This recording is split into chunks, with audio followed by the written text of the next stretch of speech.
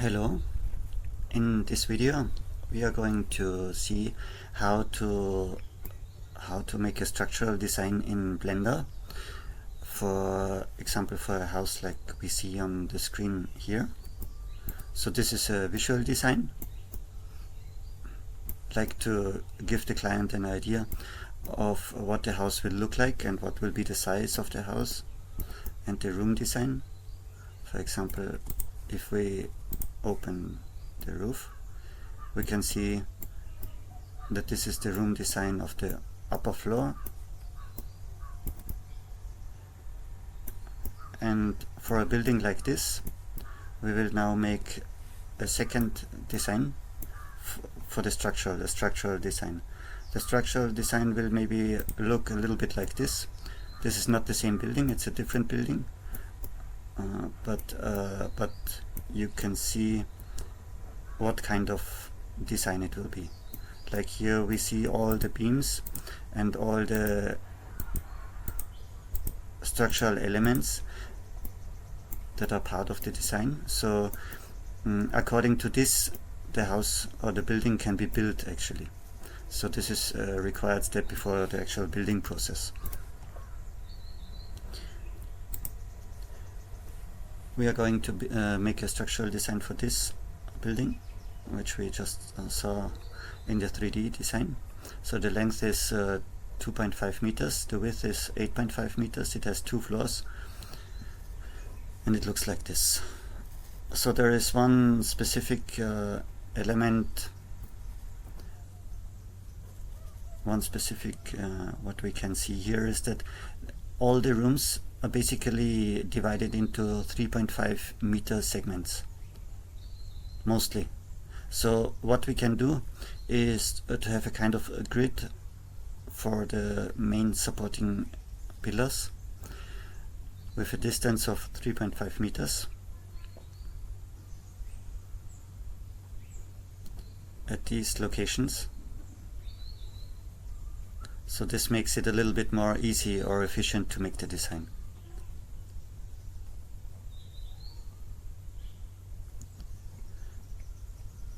So the thing is that we need to make the design from the ground up.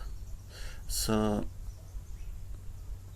at the ground we will have first a line of supporting beams, and based on that pillars, and then again line of supporting beams for the next floor, and then again pillars, and then the roof structure.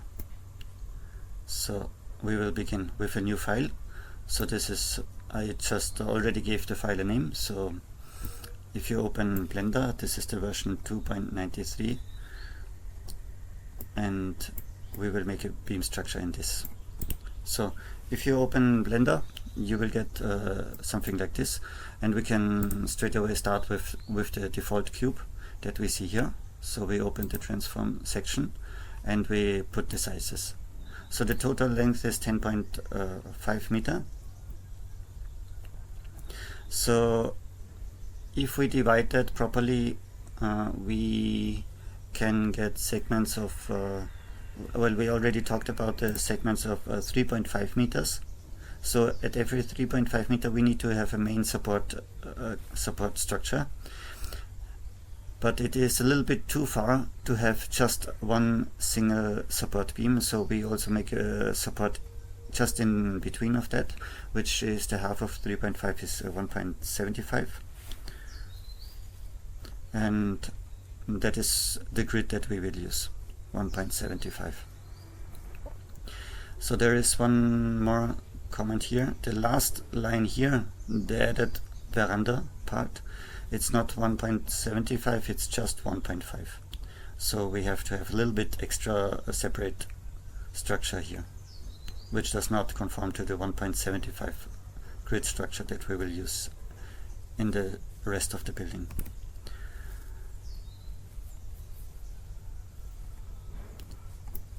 So to start the structure with 1.75, we will first make the size of the support beam, which will be 1.75 in length. The height will be 0.15, and the height is set, so it's here, and the width will be 0.0, no, that is no centimeter, because all the main beam size all no centimeters. That is the finishing size of the beams. So now this is the beam that we have, and if we look from above and zoom a little bit out, and then we will make a grid with this. So first we will move this a little bit out of center, so just to start right at 0, 0. This will be easier later with making the pillars also.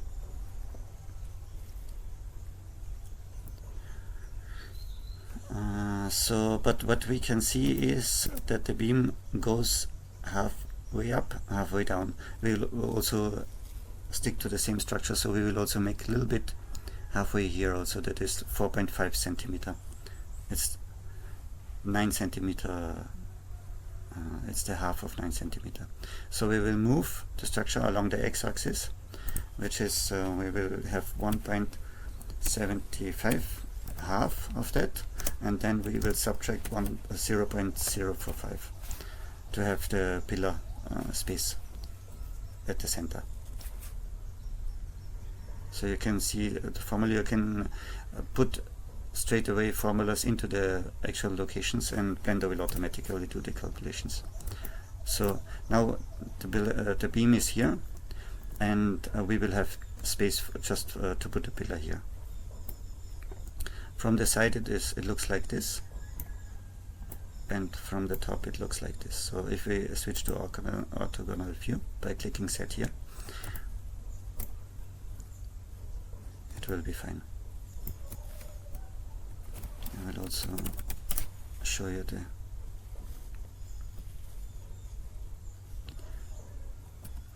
the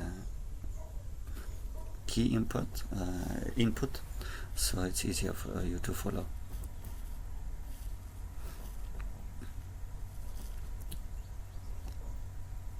So what we have now is we have the 1.75 beam here, and then we can use the array function here while the cube is selected. Actually, we should rename the cube to beam, because we have a separate software that exports all the beam sizes to a list, which searches for objects with the name beam.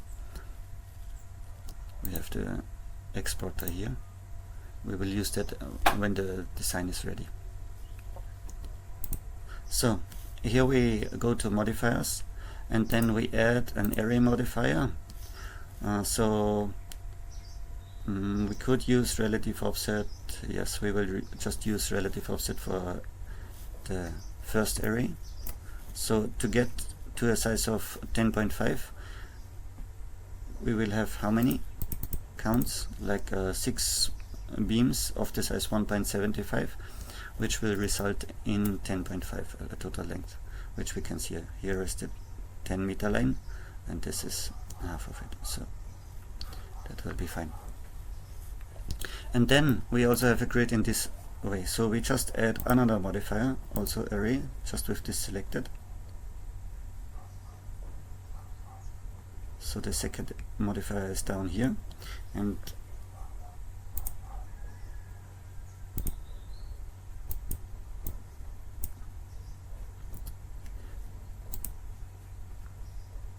so the second modifier is here. We don't use relative here, we will use constant offset, and the constant offset will not be in x direction, it will be in y direction, and we use the same 1.75. so we modify this, in x direction it's 0, and in y direction it is 1.75.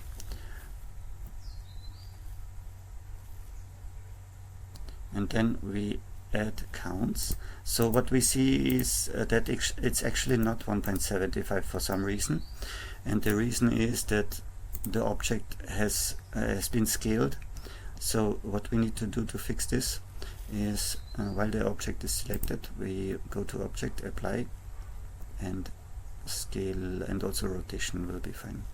So alright, So now we see the lines also here. So these are 5 lines. That is already correct. With 5 lines of 1.75 we get a distance of that is 2 steps of 3.5, which is 7 up to here, and then we will have another 1.5 meter down here, which we will make separately just now. So if we go here, we see that these are the main lines, supporting lines of the beam structure, and for each 1.75 we have a support clamp from the ground, which is not visible here, but when building, this is what we get from the ground. At every 1.75 meter we get a supporting point, and then there will be the horizontal beam.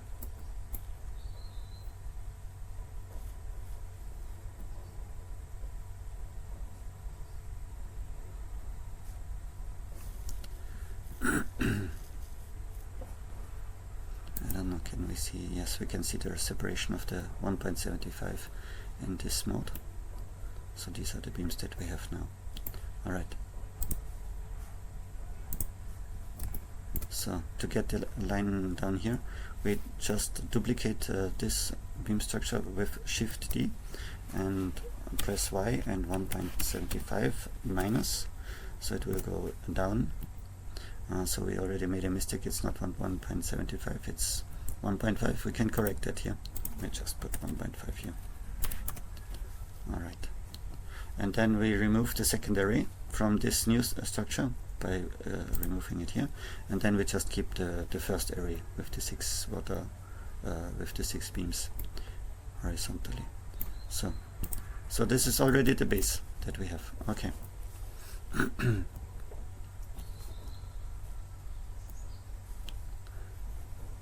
Fine. So this already represents the we already have the outline here. And now what we need to do is we need to support these are the structural base beams, and on top of that we need to make another layer of beams in the other direction. So to make this we simply keep duplicating from the existing beams. It makes it a little bit easier to work with. So seen from the side, we'll just duplicate this again. We will go up by, I don't know, 0.12 I think. That will be just fine. And we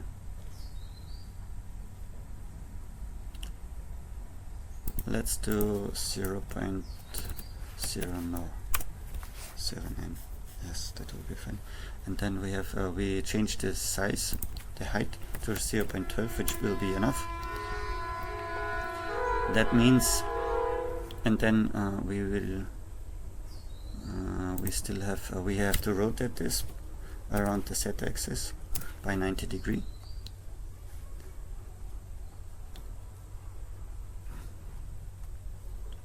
So now what we have is let's see, if we just remove the visibility here, just not to show it, so we just see the single beam that we have. It has a size of 1.75. Now we have to apply rotation and scale, so that will correct everything. And now we have 1.75 along y-axis, and we will just use this to put it here. So there is another thing, we can use the snap feature, and we should just put it to edge. That it makes it easier to use. And if we enable it here, it will be enabled by default. If it's not enabled, we have to press Ctrl to activate it while moving something. So now the Y distance,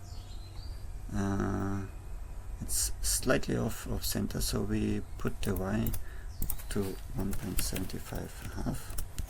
So now it's exactly on the line. And then on the x-axis we put it just here. So this we grab, and then x, and then we use on the keyboard the control key, and then we can snap to just to this outer line, and it will just fit. Alright, so now we have one beam here, but we need a lot. So we use what will be a good size.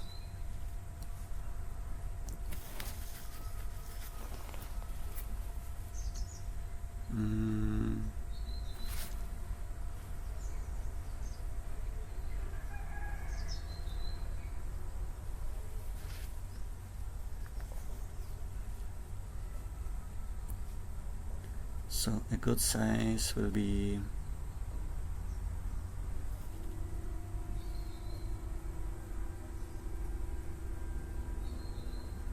here we have the array already, so we make it visible again, and then we remove the relative offset, or we just keep it, but it will be not along x but along y.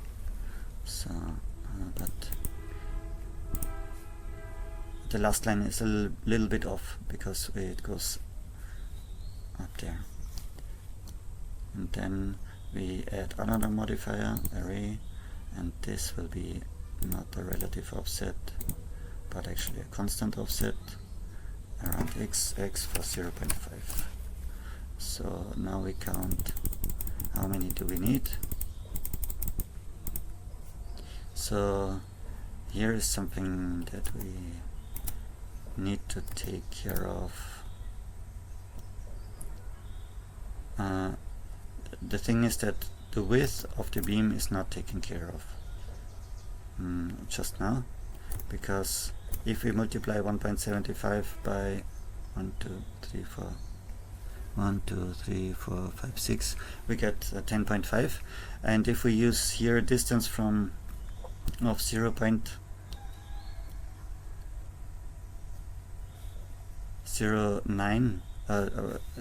a distance of 0.5 from each beam, we also don't get exactly here. So now we have to do some calculations to fix this. So the total length is 10.5. The steps that we use is 0.5. So how many steps will we use? That is 10.5 upon 0.5, it's 21. Do we have 21? We have 22. Yes, because the first one is on 0, so to get to the end we need 22.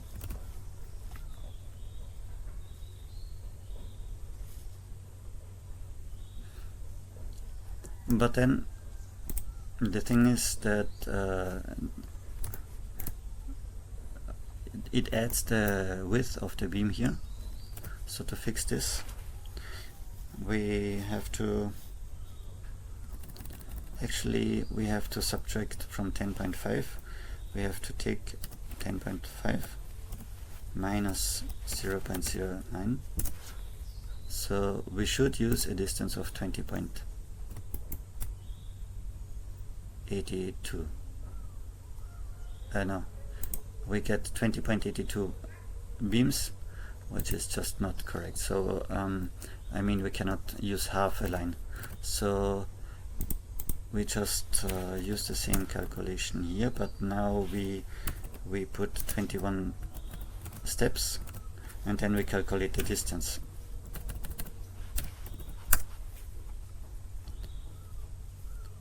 So that would be the distance that we use.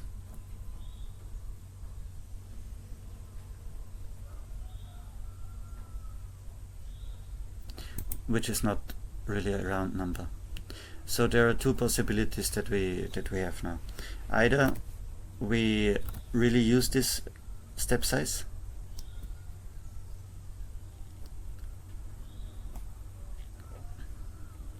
or we increase the size of the building by 9 centimeter, which would be maybe the easier thing to do because it then lines up all with the pillars and so on. So if we actually use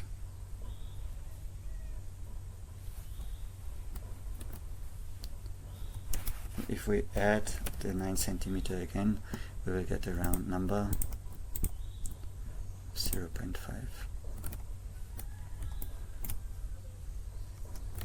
But let's see, because we can also see that it does not exactly line up with the 1.75. It lines up with the 3.5, yes, but not with the 7.5. So we just see if there is anything that in the design to mess this up. Well, it probably will be fine.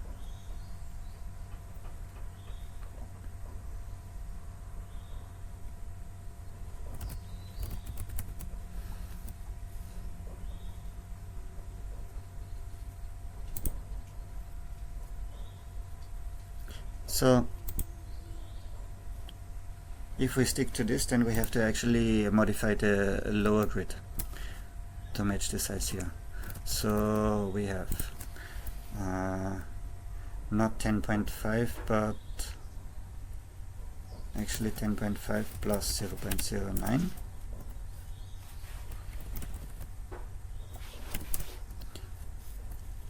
And then we have 6 steps, and then we have to calculate what is the actual step size. So it's 1.765. That is the actual beam size that we have to use. So if we go here, this is the lower beam that we have selected now, and we just disable the visibility here, so we get only a single size. Then we can see the size here, and we have to fix the size to 1.765. 1.765.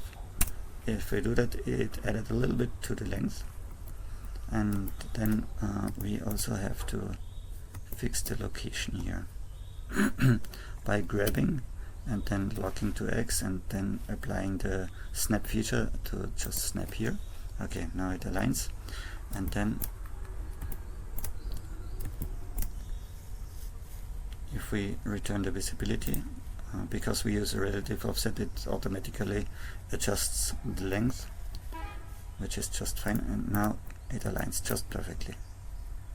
Alright, so these are the things that need to be taken into account, because the sizes of the beams, they have a width. It's not just a line, it's actually a beam also has a volume. Because of this, it has sizes in all 3 dimensions. Okay, so we also have to fix this for the line here, and we just disable the visibility here. Then we fix the size to 1.765, I think. Is it? Yes. And then we can again enable the visibility, and then we also have to fix the position on by grabbing X and then adjusting to the location here, just to snap here. Okay, now we are good.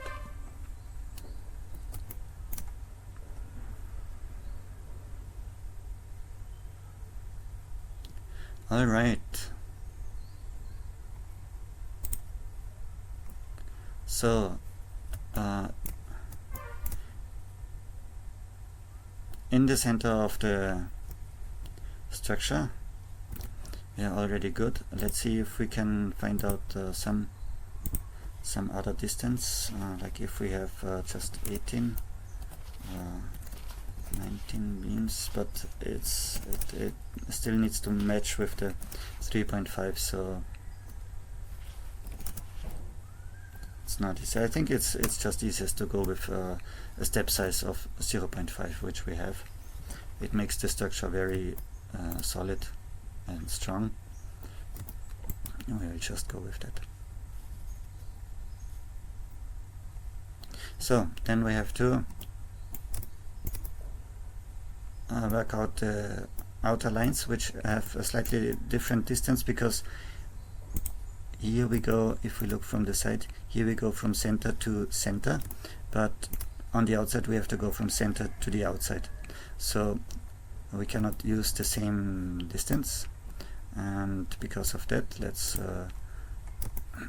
let's just duplicate this and then log the to Y, and then we remove the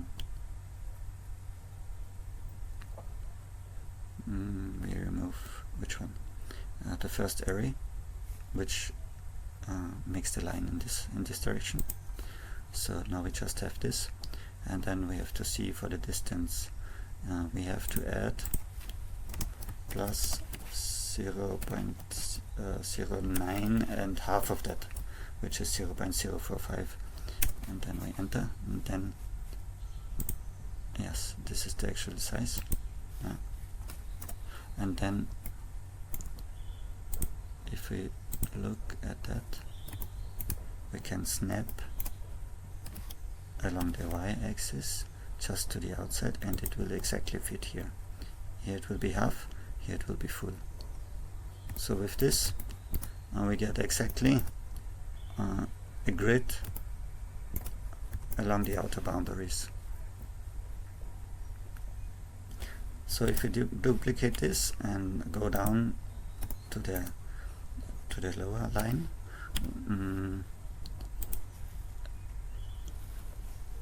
here is that we have the distance of minus 0.5, but again we have to add half of the distance of or half of the width of a beam. So it's 0.5 plus 0.09, half of that. So that will be like this, and 0.545, which will be fine. And then we grab and Y, and then we snap here. Here or here it is the same. Yeah, so that looks good now. So if you look at this, we have now the basic grid.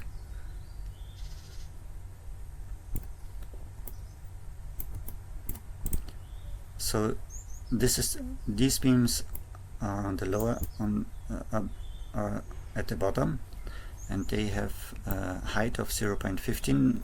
0.15 in this case is enough because the distance it's just 1.75 meters, and for this having 15 centimeter height is sufficient.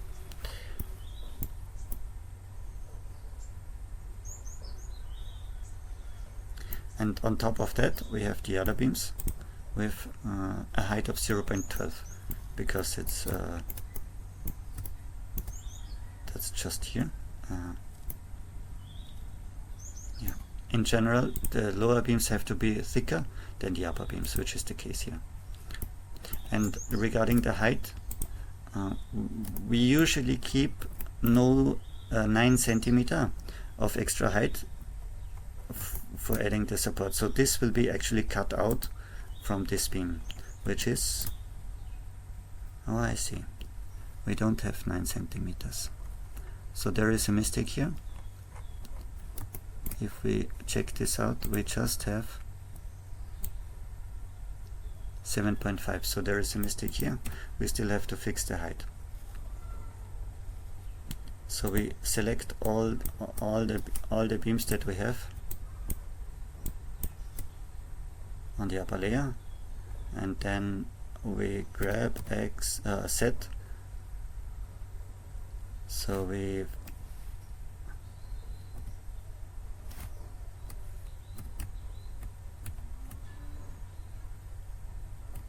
why is it not working? It's just snapping is not working properly.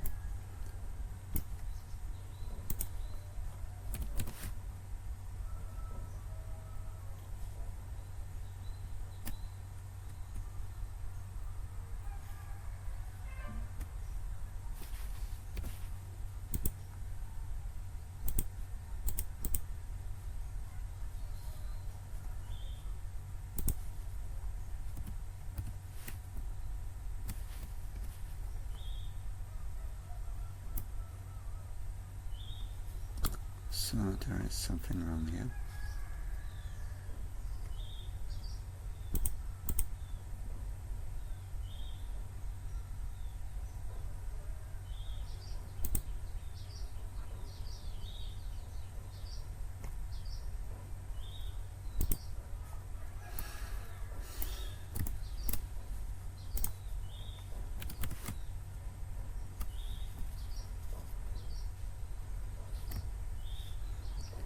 we press Ctrl Y,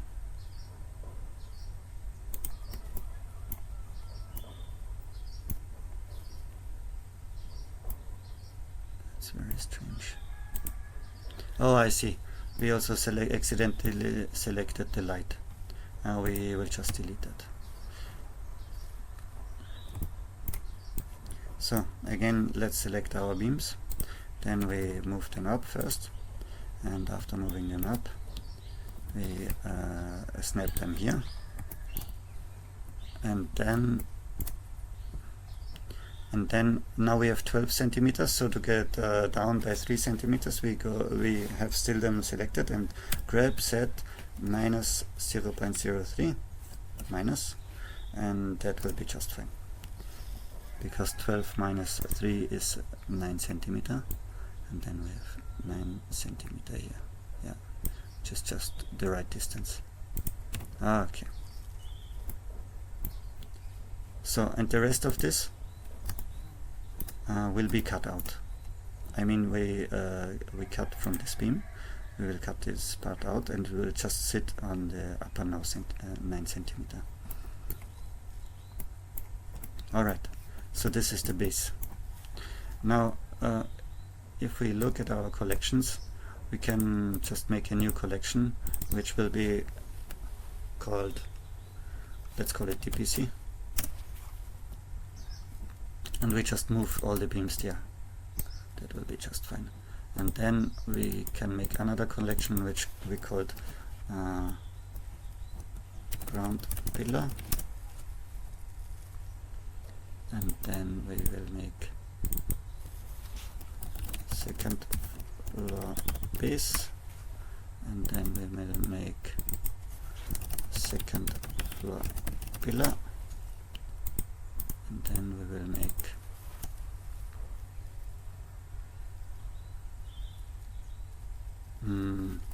roof base, and then we will make the roof.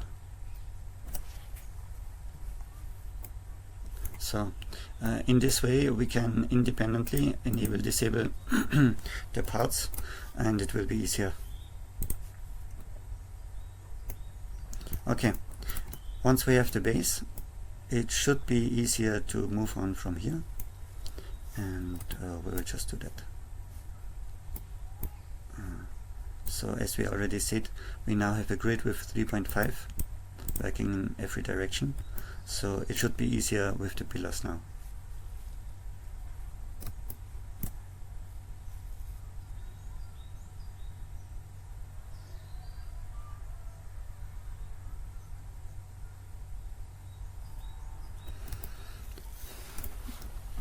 To get a pillar, first what we do, we can go, well, different. We can just add a pillar from here, add a mesh and a cube. So we get a cube in the selected collection. If it's not going into the right collection, just move it there. And we also have to rename it. Beam pillar. Let's call it just that. It should include the name beam, because later with our script it looks for names like that, including beam.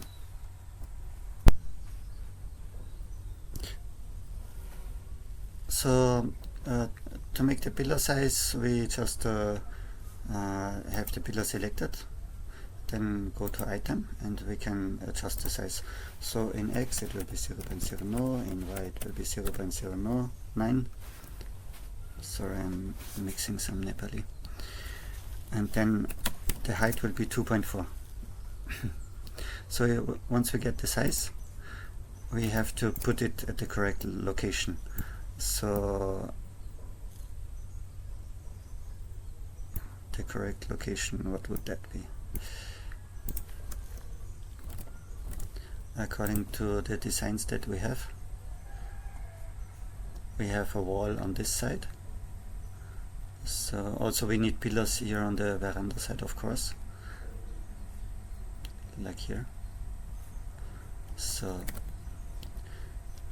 we simply put the pillar on top of our beams.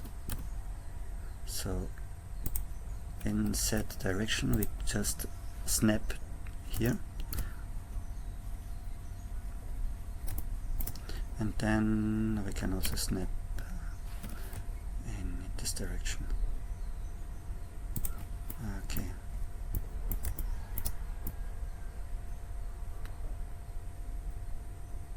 But maybe just for now we will keep it here at 0, because as I told you, we made the grid like to have 3.5 distance, which will be just fine. So it will be easy to lay it out here. To do so, first to use the array modifier, we first should apply the size and rotation. So this is for all 1. And then at the modifiers we can just add an array modifier.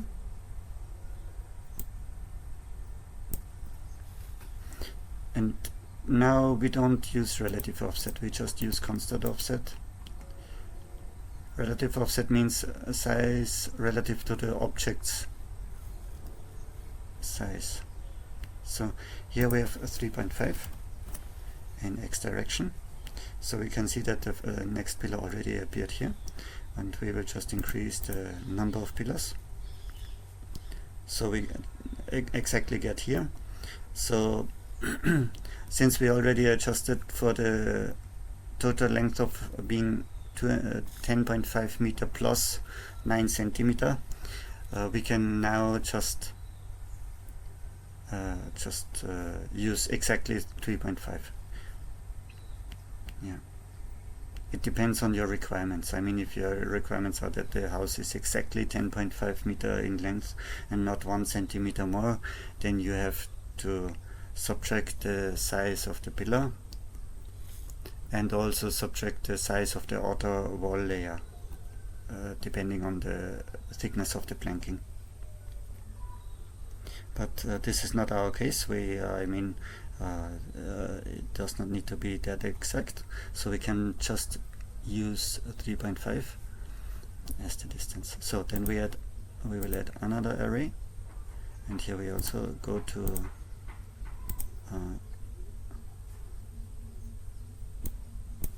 constant offset, and now we set X to 0 and Y to 3.5.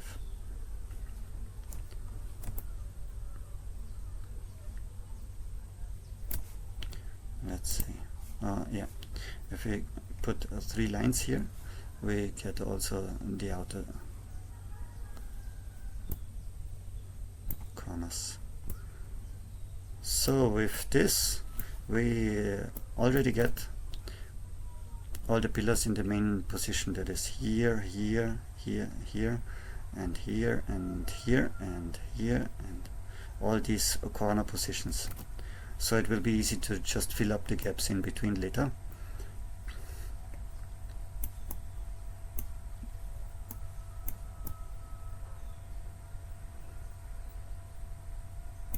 For example, filling the gaps, we certainly have to make a line on the veranda side. So we'll do that just now.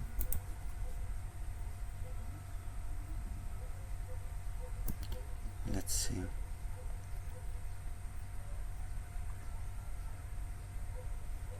Yeah. So we duplicate it with Shift D, and then we move down on Y, and then what we do, we remove the second array. So now we just have the first array, and now we have a line on the outside. This is the veranda side.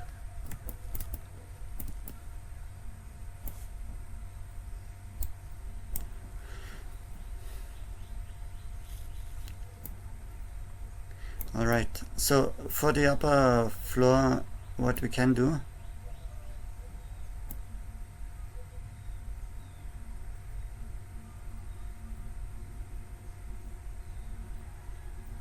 just to keep things easy, I think we should also add on in the line between. That will make it easier to have the upper floor support. Because here also we have on half lines, we also have walls. This one's not exactly here, but we will manage later. And it will be necessary to support the floor, the top floor, because a span of 3.5 meters is a little bit wide. It would need quite thick beams, so we also add the distance in between, which means a 3.5. Here we go to arrays, and it's the second array down, so 3.5.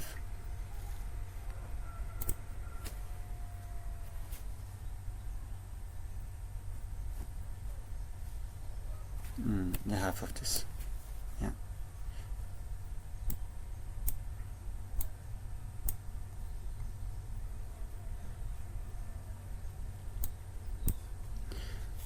And then of course we have to increase the number. So working with arrays is quite easy, and we can quickly get the whole structure done. Alright, the reason why I did this now is also because we can immediately make the second floor and add the details for doors and windows later. We also need pillars in between, but we can do that a little bit later.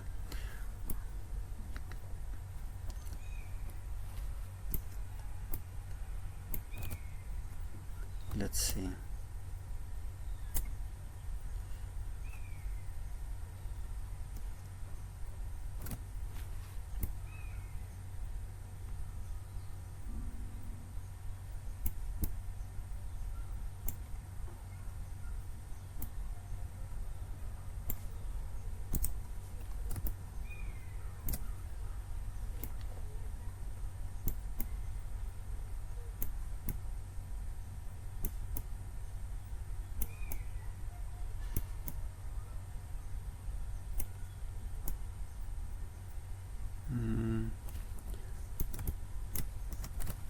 So maybe we will do some walls now.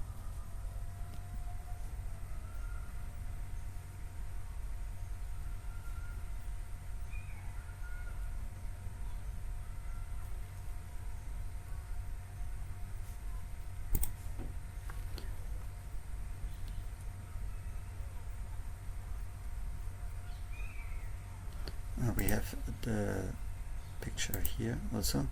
So what we actually can do is to import this into our design. So this is the file, and if we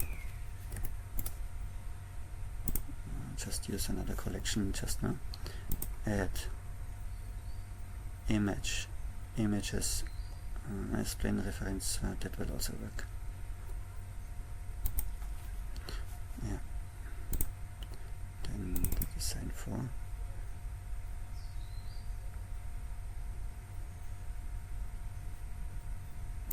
ground floor orthogonal, it's this image.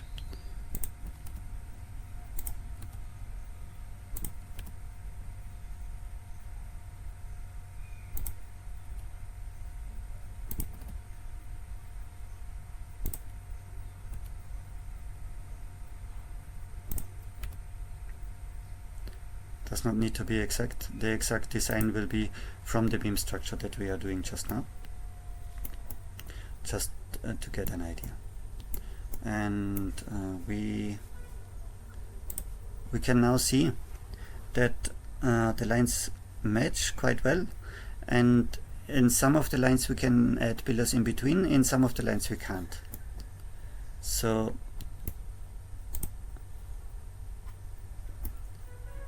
if we look here, we can add pillars in between here, but we cannot here. So based on that, we have to make the second floor. I mean with the support beams, with the long ones. So at some points we need strong support beams in between because of the 3.5 meters distance covered. And in some places we can add pillars from the ground floor because there is a wall at that location.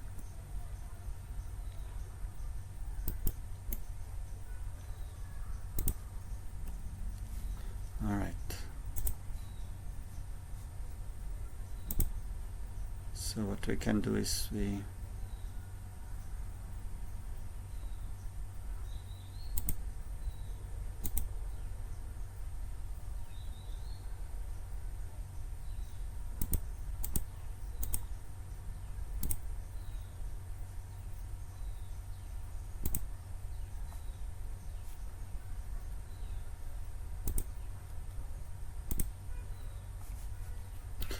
can disable this also here, and we can also change the name to ground floor reference. Alright.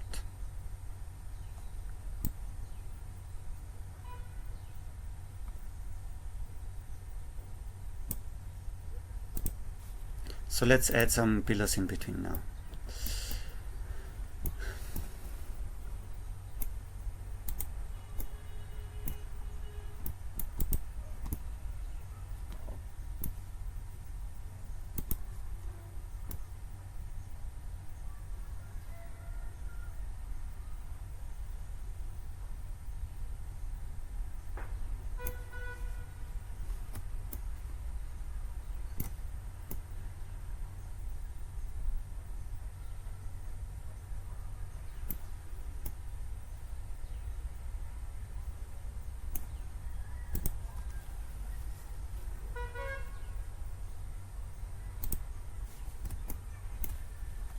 We can again start from this array, just copy the pillar and then press Shift set, that in that way we can move it along the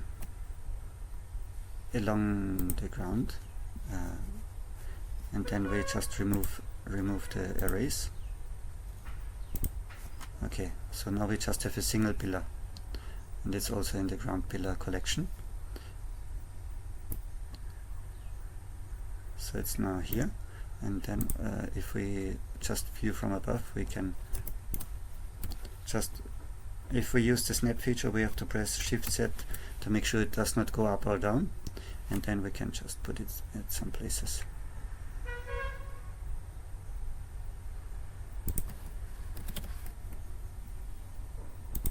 Alright, sometimes we have to snap twice to get it at the exact location.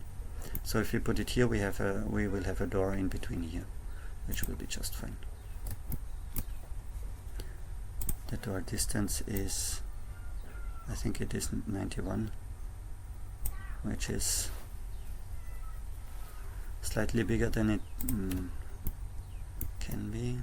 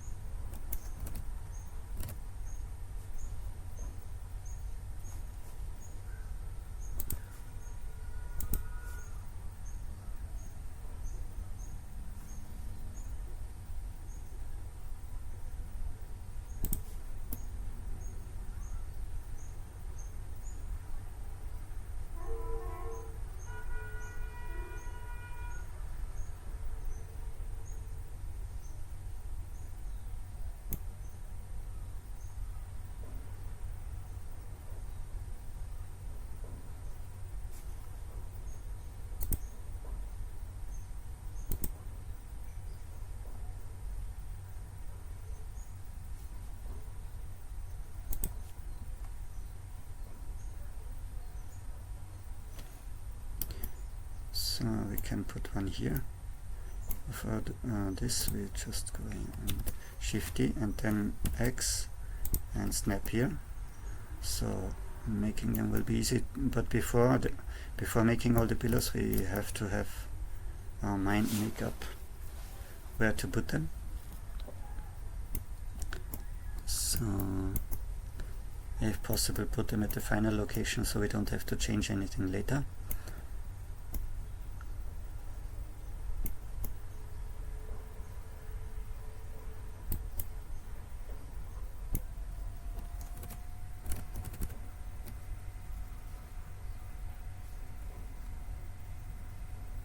we're currently building this wall, so there is a door here and at this location, which will be just here between these two pillars.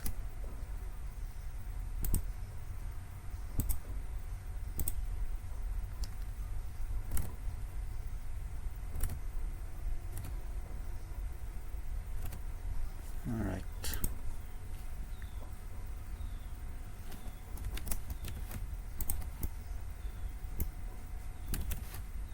Then there will be another door here.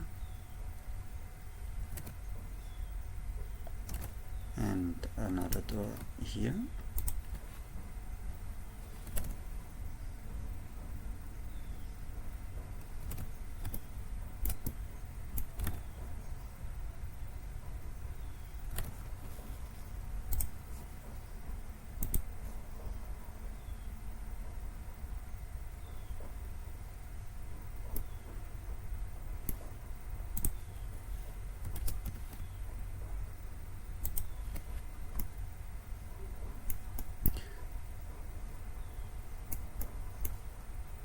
So this line should be complete now.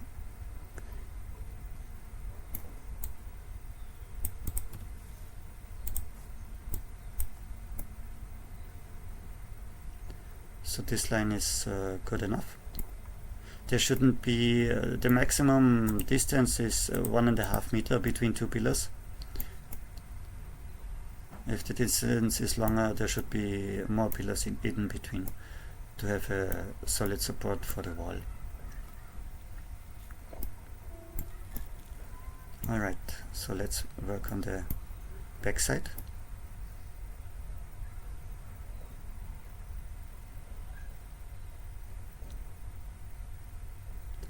The back side, maybe we can just use the same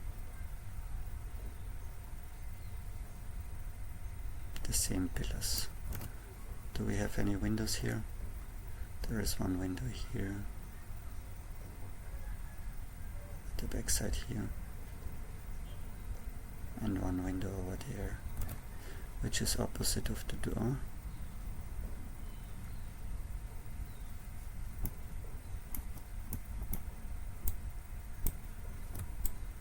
Okay, we just select all the pillars that we just put, and then we can duplicate them with shift by viewing from above,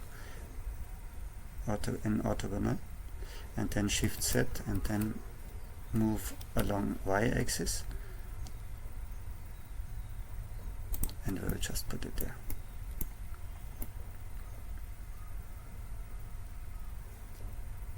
Always using Z with by pressing Ctrl, or it can also be permanently enabled here, but I prefer to press the key.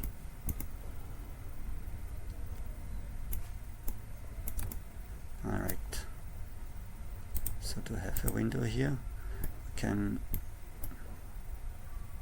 but having the window here, instead it should be better to have it there. Why is it here? Let's see. Yes, because on top floor it's also here.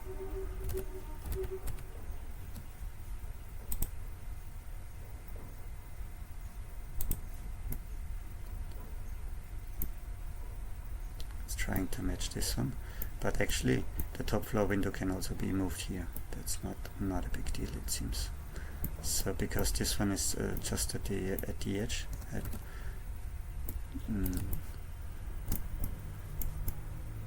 yeah.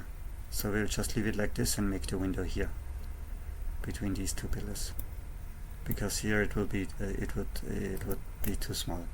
So this is like 1.5 meter gap. 1.4 meter if you subtract the size of the pillar. That will be just fine. And then there will be another window here.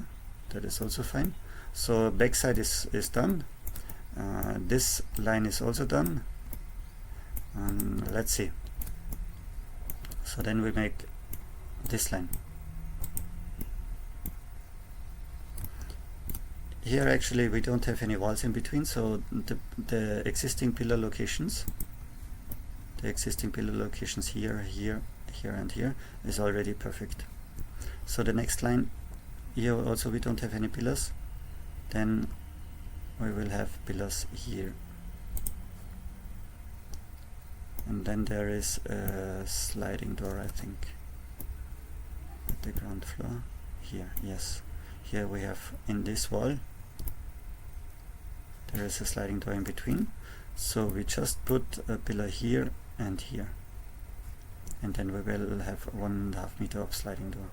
That will be just fine, I think. So let's get a pillar from somewhere.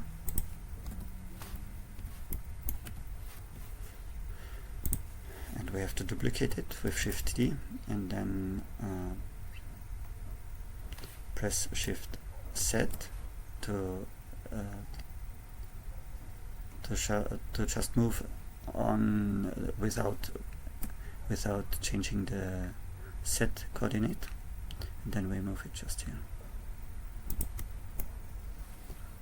and grab, and then on the Y we also have to snap, so then again Shift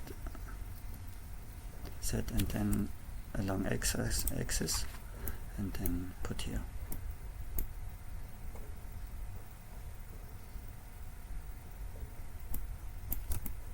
So now we have, for the sliding door, we have this part.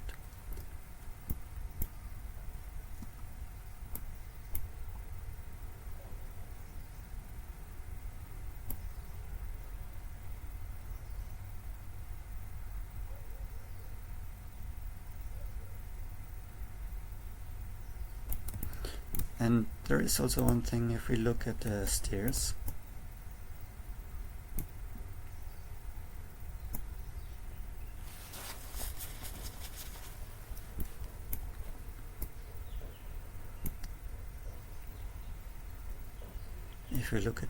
we can actually see that we should put a pillar here maybe.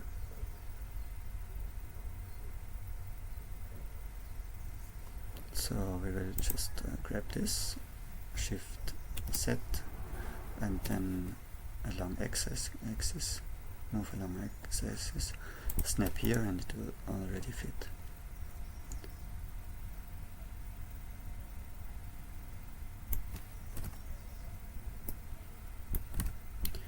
To match this design, we should also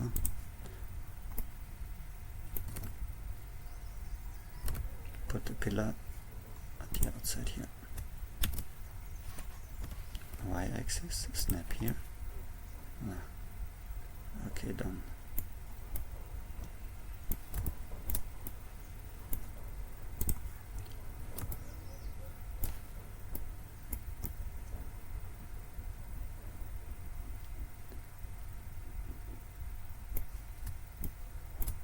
Here at the back side there is a too large gap.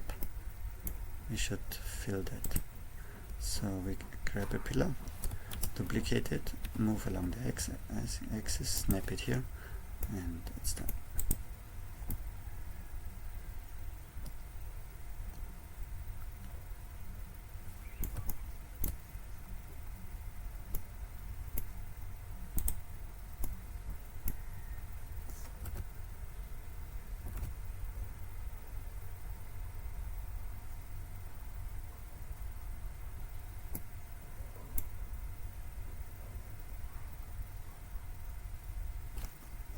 We might need a pillar here as well, but I'm not quite sure.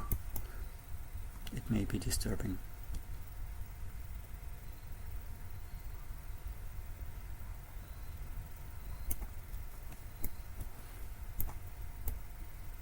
So then there is the front wall here. We still have to put pillars here. So to do that, we just copy the pillars at the back, because there is a window here as well. So we have now these two selected, and then we duplicate them, move them along y-axis, snap them here, and it's just fine. Alright, it looks, oh yeah, we have to still make the pillars along here. So the thing is, now we made all the pillars along the existing lines of where we also have these support beams at the bottom. I will just remove the reference for now. So this is also because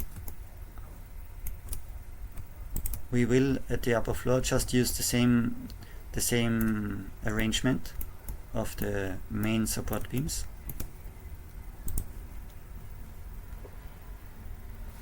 For example, now I've saved the file, Ctrl S. So now we will start with the second floor base. So we can just duplicate the beams from below, but it's not exactly the same because the beams at the base, they have just a distance of 1.75 because at the foundation we have a ground level, so it's easy to provide support, but at the upper level, because of the room sizes, we cannot just put a pillar in the middle of the room. So we have this grid of 3.5 meters in a general way. So we can use these beams on these lines, but we have to change the size of the beams once we put it there. Just to give an example, we will start with this outer line.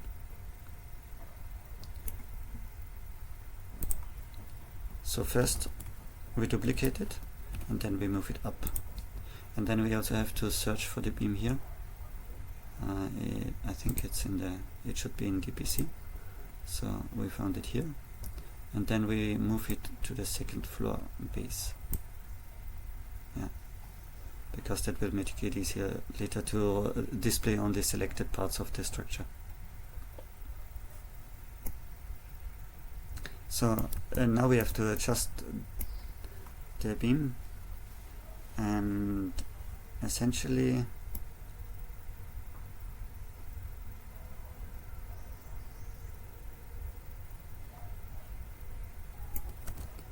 let's see, there can also be support here.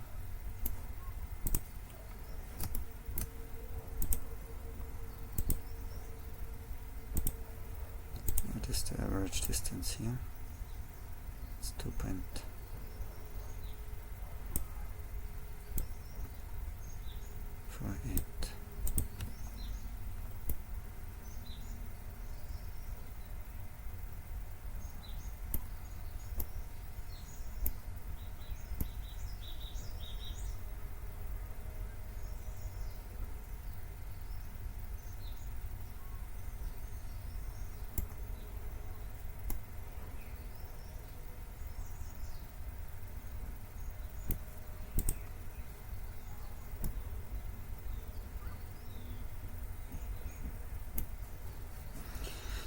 Alright, we can remove the array, I think. It does not make too much sense to put arrays here. So the beam size will be 3.5 in general on the length, but we have to make some adjustments. If we look from the front, and if we move it here,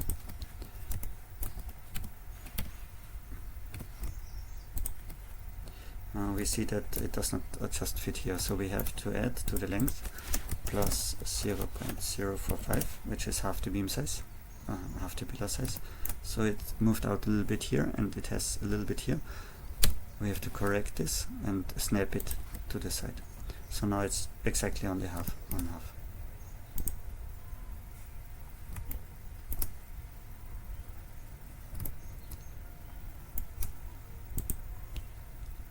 So, I'm enabling again the X-ray option, which means that I can see through the beams. It gives a little bit better view on the structure. So from here we move the beam here,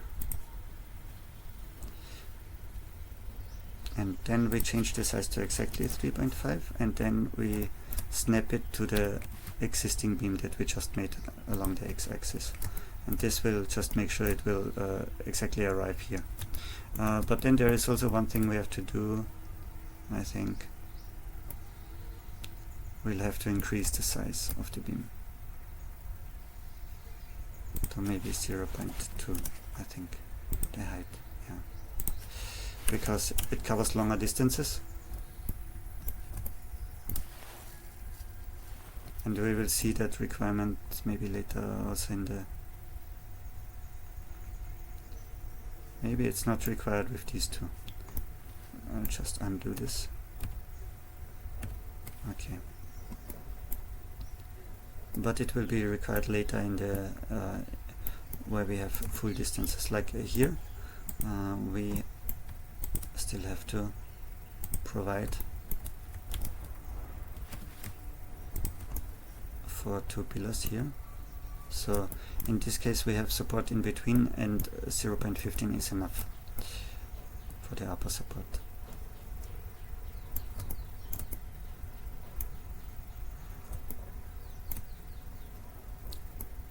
And here also we have in between support, and 0.15 is enough. But what we still have to do, maybe we'll just stick with this.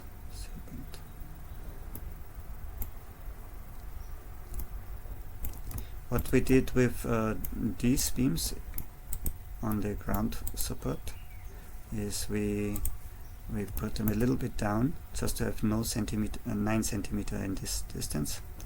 But I think we will not do this here, because it will weaken the beam in between. It's better to have a full support.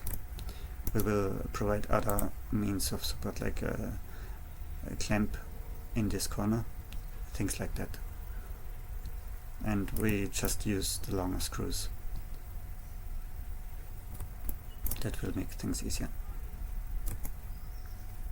Alright, so we already have 2 of them on the upper floor, and then we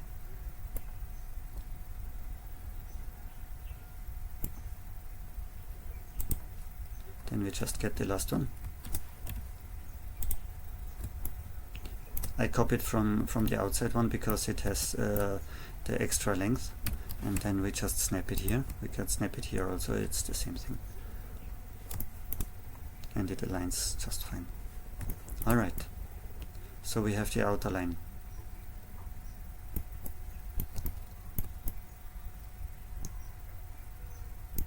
With this outer line,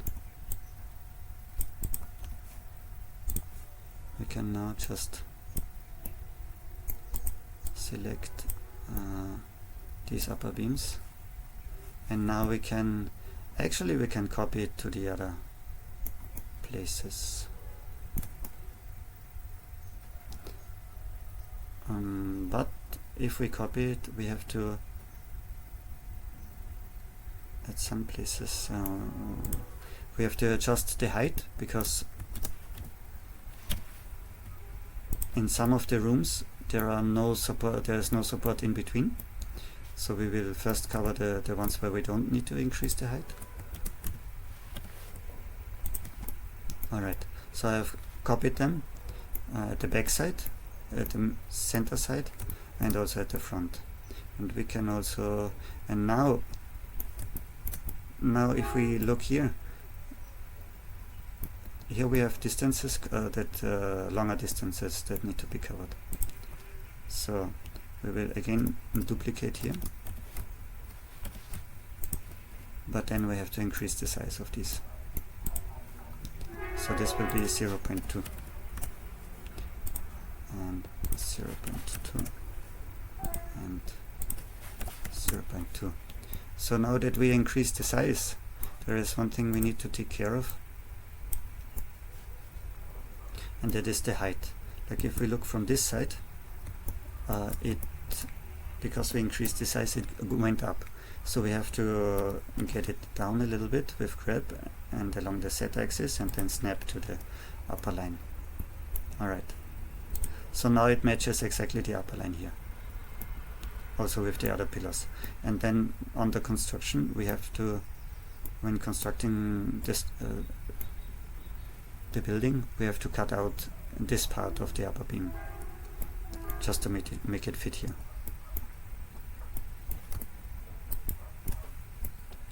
Okay, so with this size we also copy to this line, because here we also have long distances, and also copy to here, because here we also have, well, it looks like we have long distances here as well.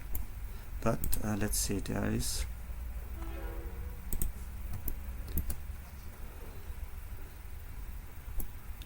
this thing with the stairs.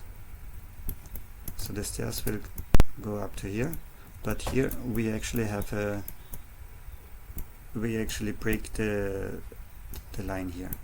There will be no beam just between, just at the stair location. So let's see how to do this. The beams are now selected, and then we copy them, we duplicate them, and then move them here to this location.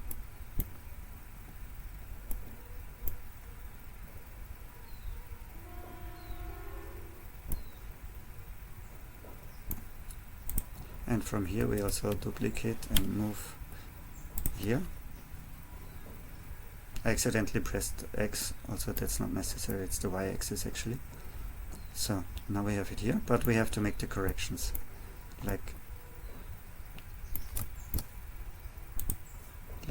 there will be no beam here, so we have to remove maybe 1 meter, I don't know, from the length. Let's try that, -1.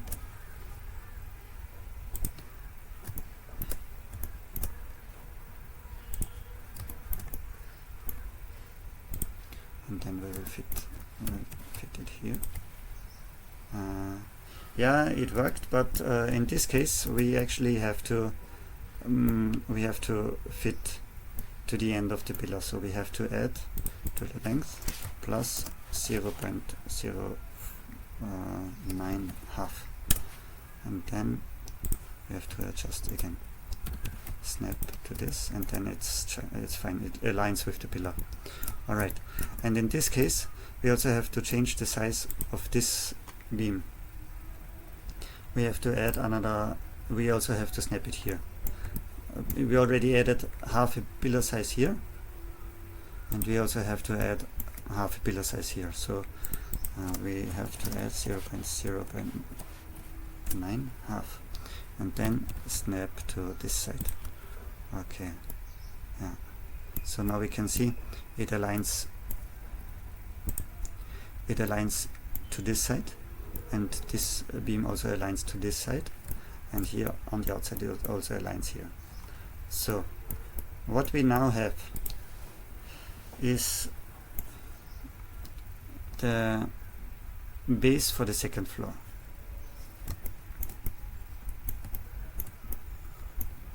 Based on that, what we can do is to simply copy these beams.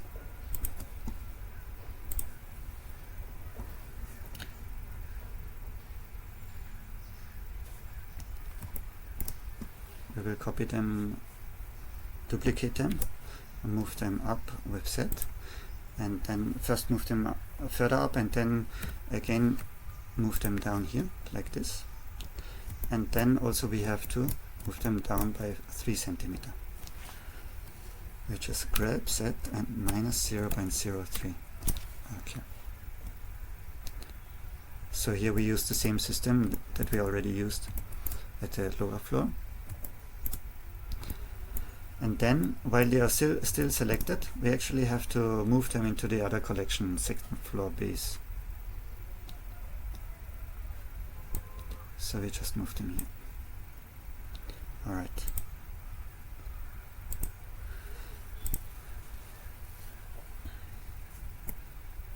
Okay, so this already looks good. And now we still have to make the pillars in between here.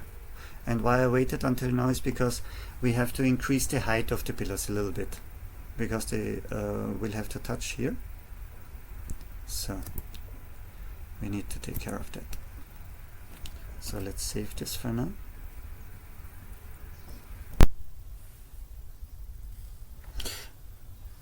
So the second floor, we now have the base here ready, and now we need to see where we put the pillars. So just as we looked at the ground floor design to a reference, we can get the same reference similarly for the upper floor. Let's see if we have one.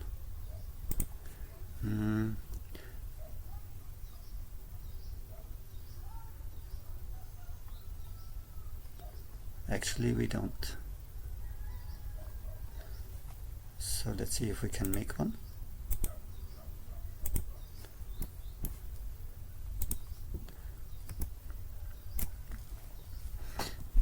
So we just this is the design file. So the upper floor looks like this.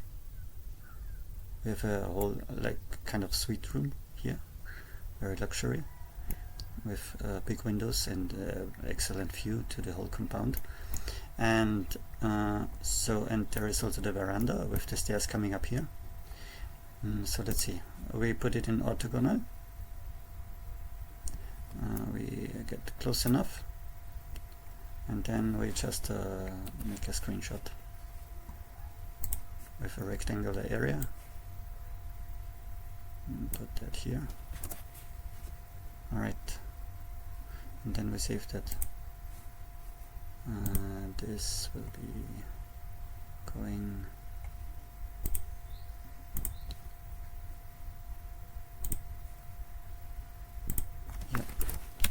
top floor orthogonal. Alright, so we made a screenshot, a rectangular area, right?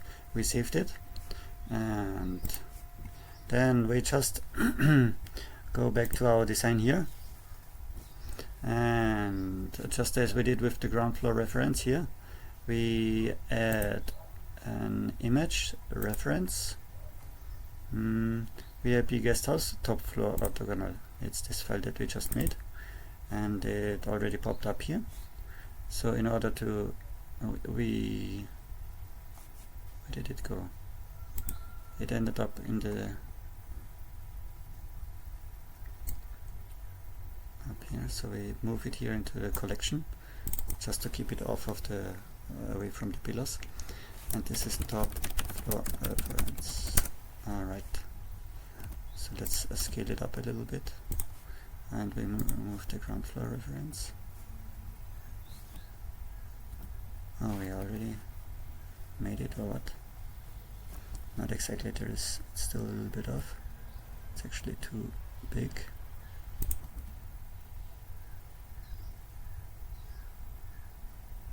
Alright.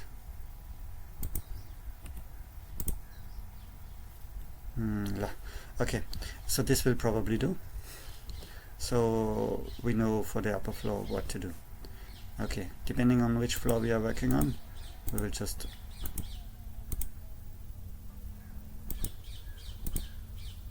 we can enable or disable them as we need. Alright, so the top floor.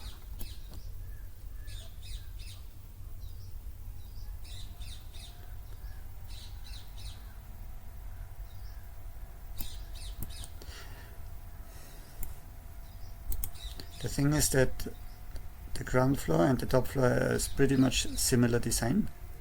So to start with, we can just copy the pillars from the ground floor. Let's see, we can duplicate the collection even. So, and we rename the duplicate to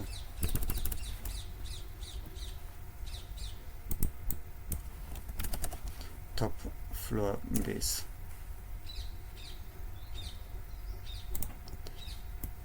Now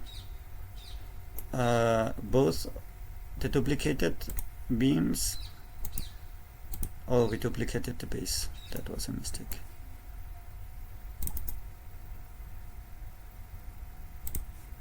Yeah, that was a mistake. So we delete them again, and also delete the collection. And then ground pillar, we need to duplicate those ground pillars. So we duplicate collection of ground pillars. So we have ground pillar 001. Rename that to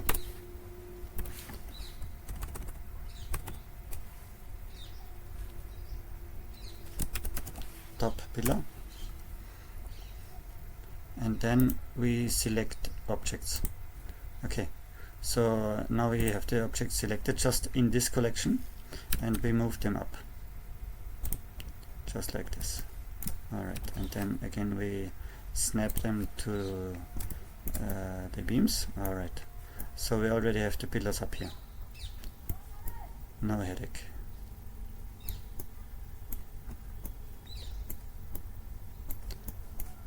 Let's see if that...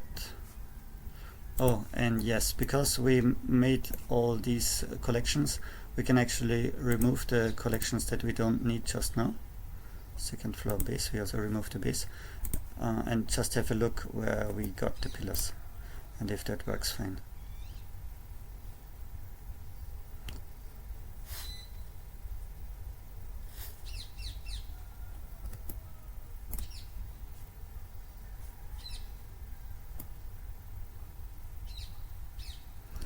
Yes, this looks actually it looks quite good.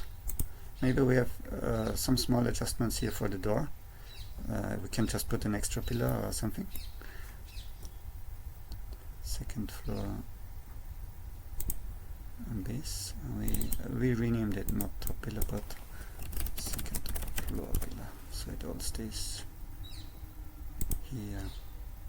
Oh, I see. You already have that, so we delete that. All right.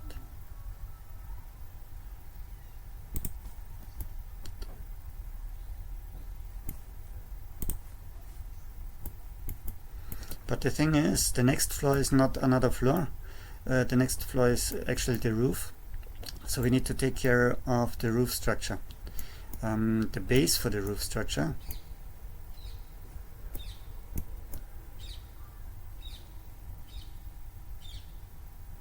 Yeah.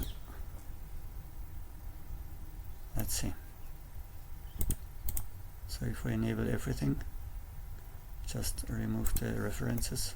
So what we already have is like this.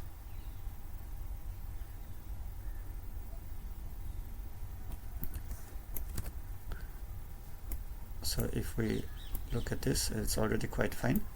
But now we need to decide how to make the roof. It's a sloped roof. The center is here on this line, which is nice because we have a lot of support here. That makes things easy.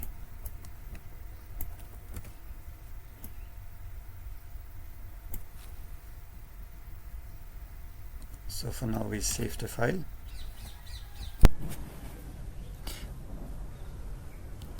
So how to make the roof really depends on the overall structure of the building, and so it really needs to be considered on an individual case. But for now, in this structure we will make some cross connections first, and then we will set up the triangular roof. So because we also have walls in these directions, and it will just make things a little bit simpler, I think. Okay.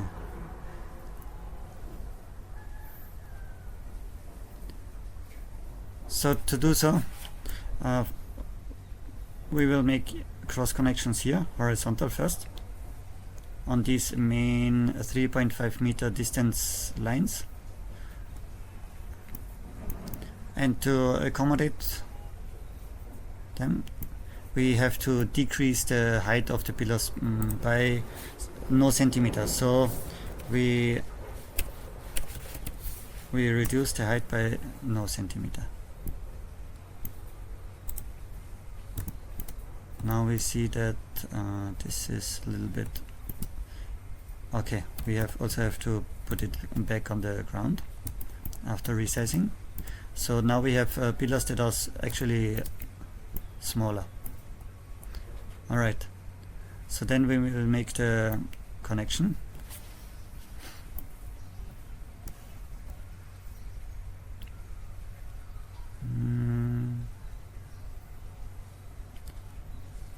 How to make the connection, like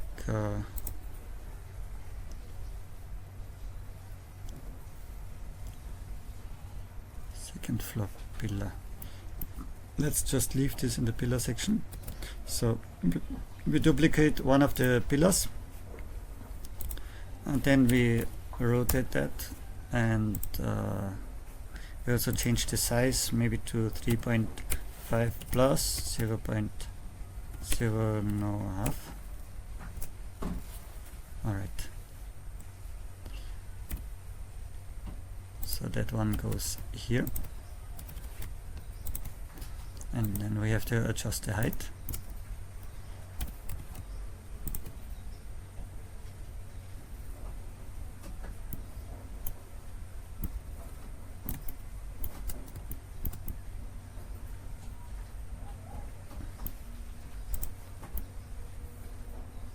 So the cross connection, there is not really any load on this, so it is enough to have that 9 centimeter size beam.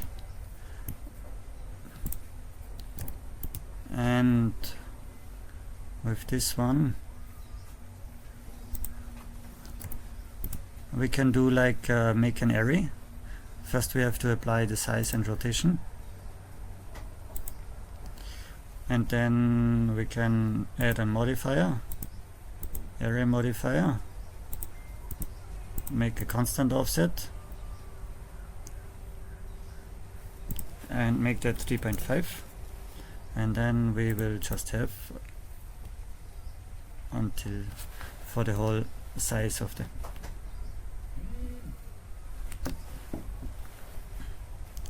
building.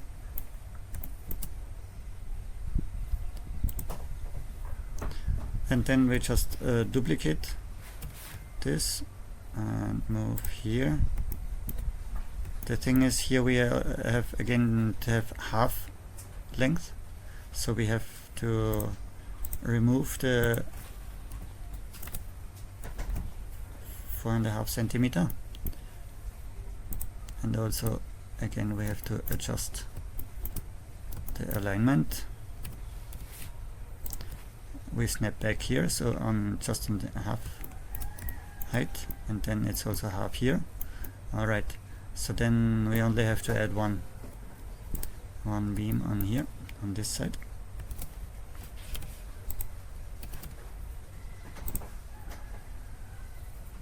Now the distance will be 1.5 plus 0.045.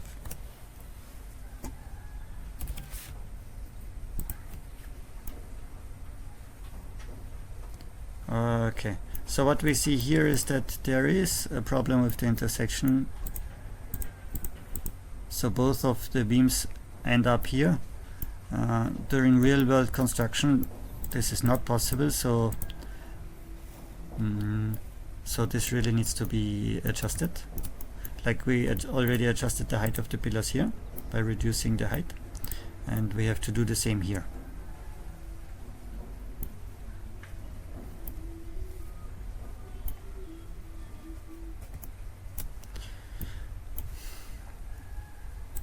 So we reduce the height by 0.09 centimeter.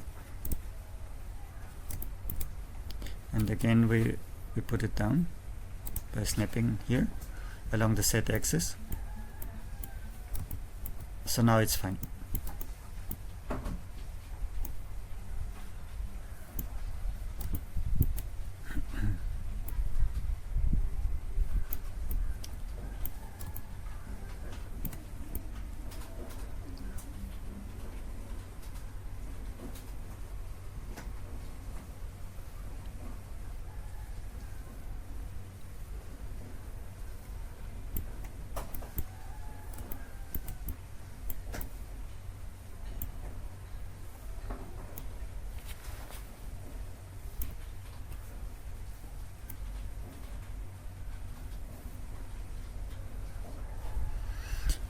Okay, so for the roof support,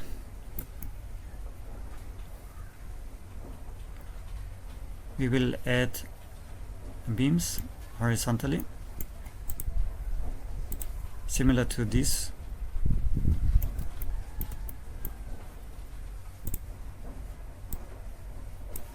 If we look at the design here, what we made a straight connection on this level. Oh, I see, there is a problem with the height.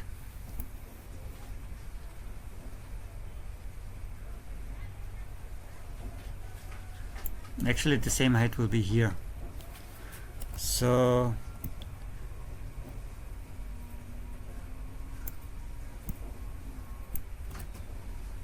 I think what can be done is like this. We remove this. We don't put anything here.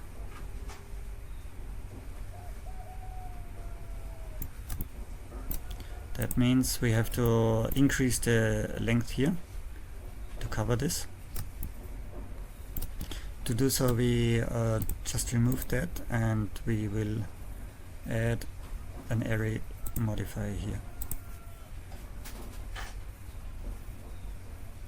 Not along X, along Y. And then we just move that over here.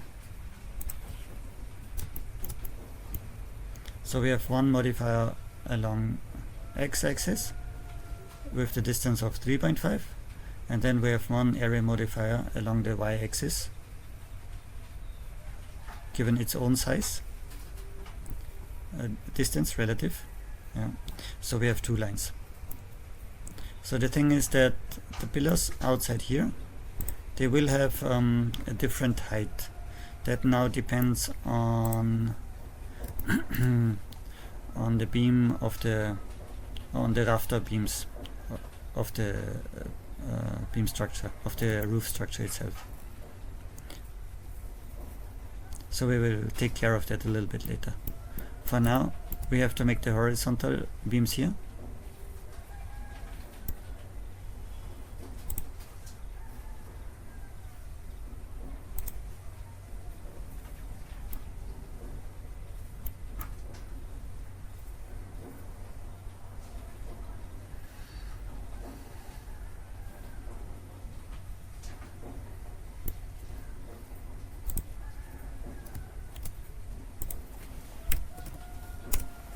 So we do that just by duplicating the beams.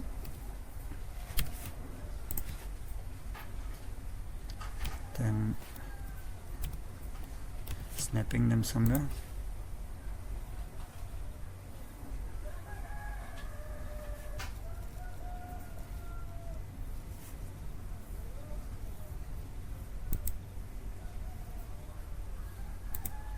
So if we apply the size, then of course the arrays that we used are not suitable anymore.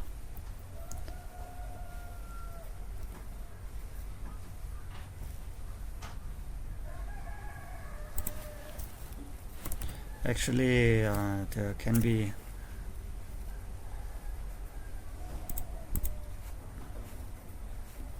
an array like this. Of 7 meters. 7 meters is not fun. Yes, it's 7 meters, the distance from zero line to the backside of the building. So we use a count of 2 for array and 7 meter in Y distance, constant offset.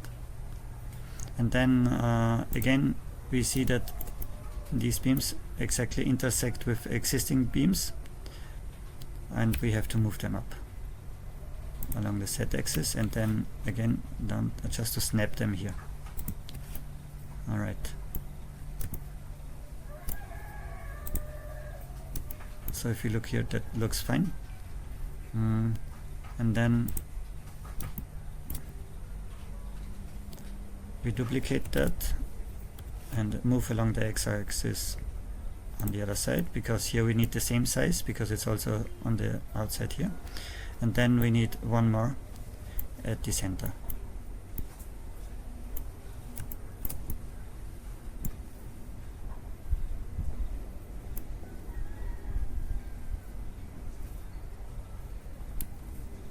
So just for the roof support, I think it would be good.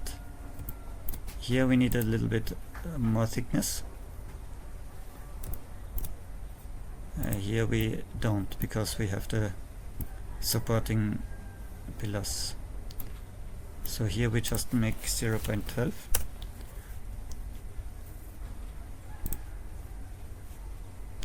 And set the height to this one here.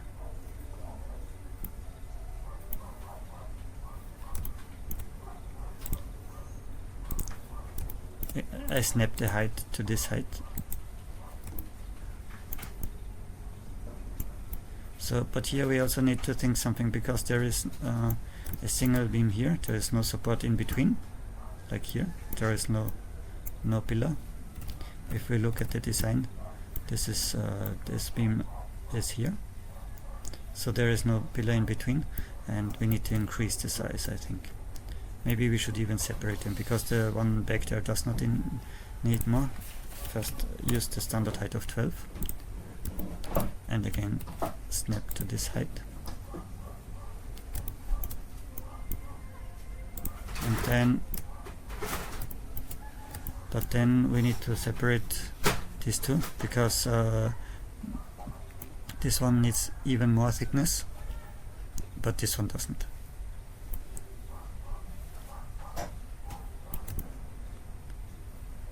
There is maybe also another one thing, that we need to get the roof a little bit outside, like to have more coverage for rain and sun, similar to the design we have here. Here also we have this another design. A little bit we went out a little bit.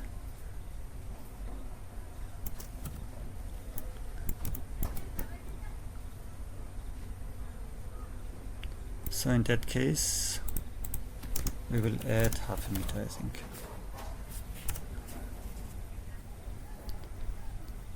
And then move by 0.25.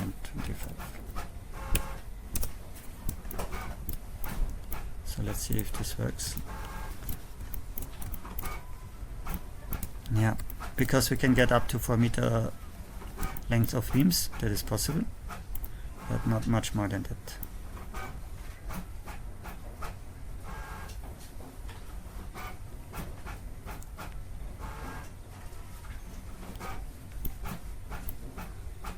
So we need to separate these two. Oh, again, we also have the same size here. So just because we can use, yeah, let's just use the same procedure. We increase by 0.5 meter, and then again we move by 0.25.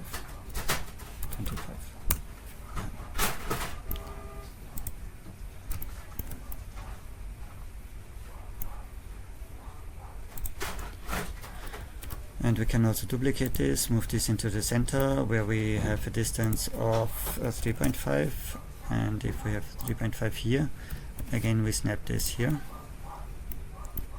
so it just fits nicely. Alright, but then there's this beam here, which needs more thickness. So the first thing we do is to actually remove the array and make these beams separate. The one with the original size we just move here, and then we duplicate it and move it back here, and then increase the thickness.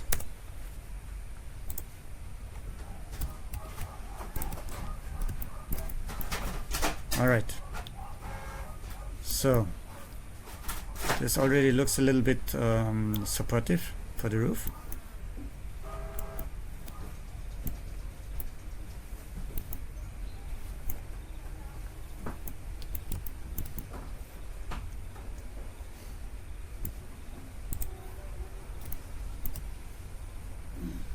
Now we can provide a similar structure here at the center.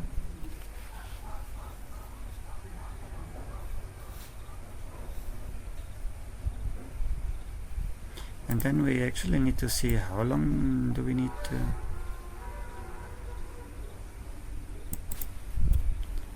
How long should be our beams? Like we can have.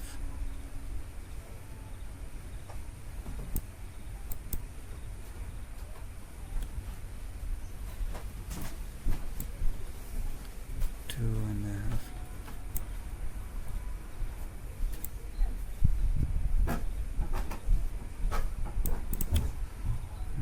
Yeah.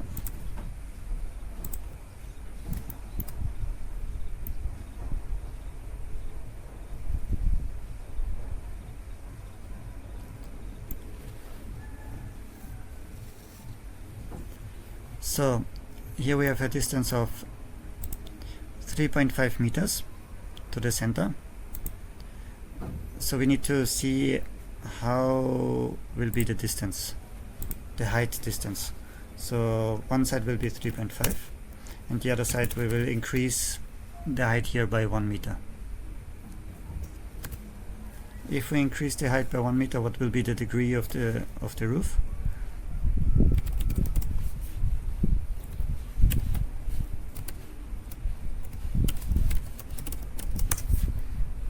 That is not the correct formula.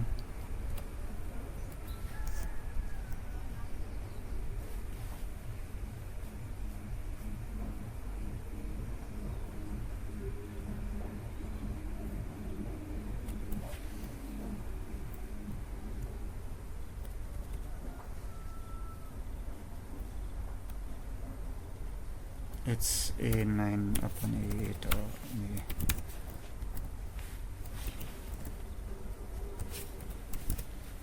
Yeah.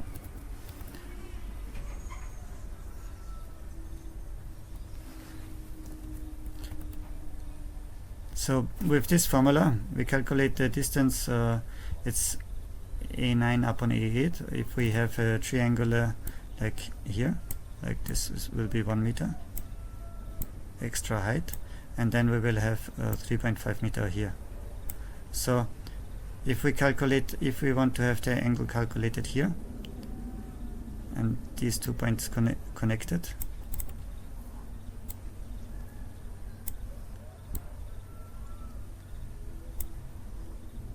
like if we want to have the angle here, then we can use this formula, right? Okay, so we have a degree of 19.95 something. This we can later use for the beams, because we have to rotate them accordingly. And this is an agreeable slope.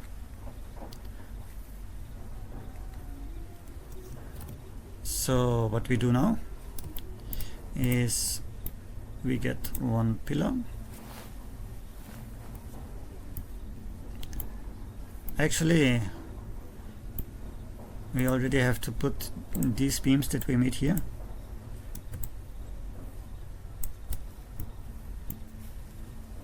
Which are still on a second floor pillar. I think we need to put them into the roof base, because these are really for the roof actually.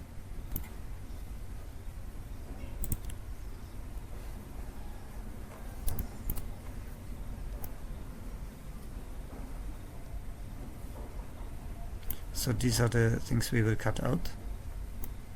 Then we just have the 9 centimeter of distance here.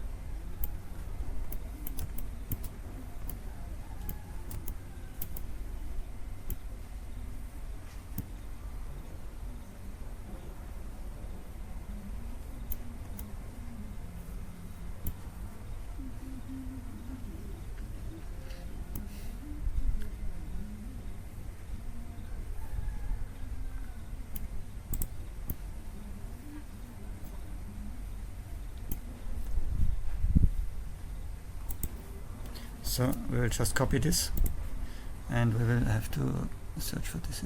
It's this one. So we also put this into roof base. Okay. Now it has already moved into roof base collection, and then we put the height to 1 meter, and we move it over here. And then we also have to set it down, snapping it here. Alright.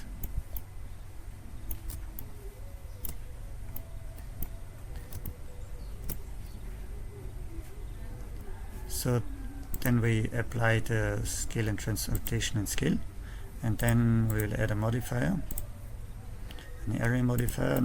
We use constant offset, distance is 3.5, and we will use 4 times. And then we will just copy this one.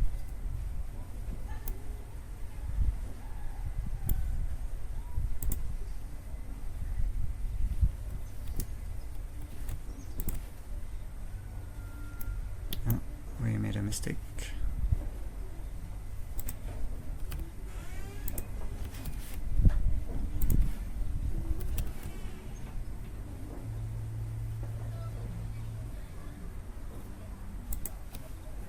Alright.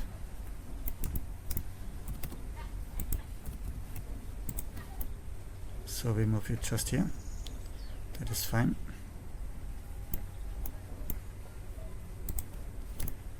And we will duplicate it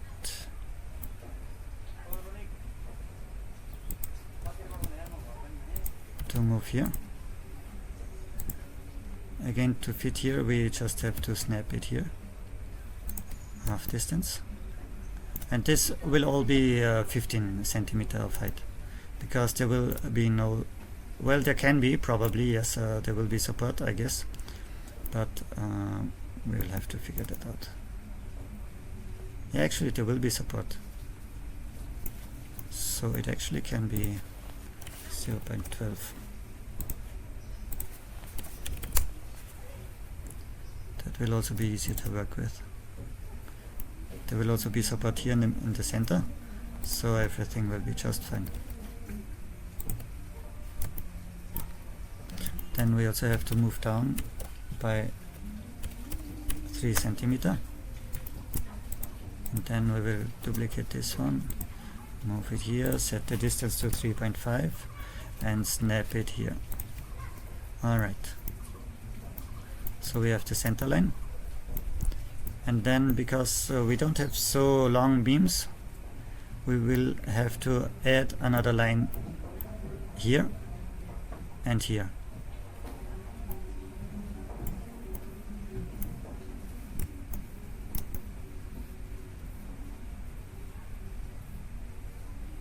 So what we can do, because this is just the halfway to there, we can actually just copy this,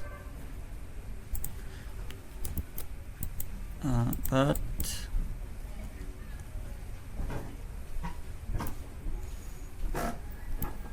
yeah, probably just copy that.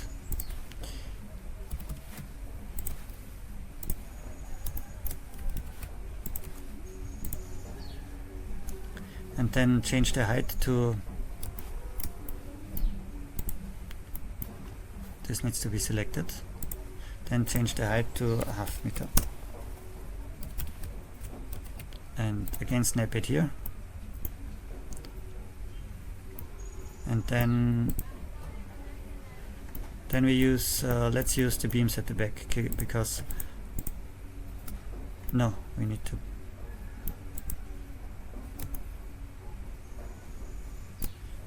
use a beam with height of 15 here, because there is again no support in between.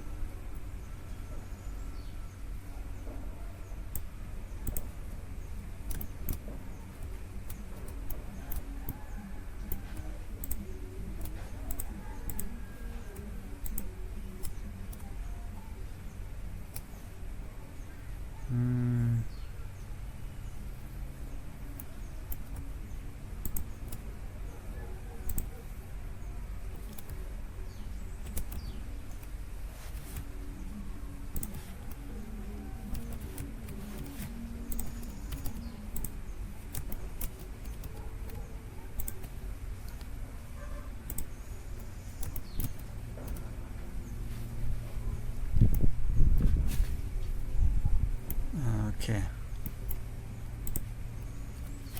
just make sure that it is again with the 9 centimeter above pillar height, and then we also need to increase this height here and increase the height here, and then again move these two down. Alright, so in case we make a straight line from here to here, it just passes through. For example, if we can put this here, then if we look here, this line will it will pass through here. Yeah.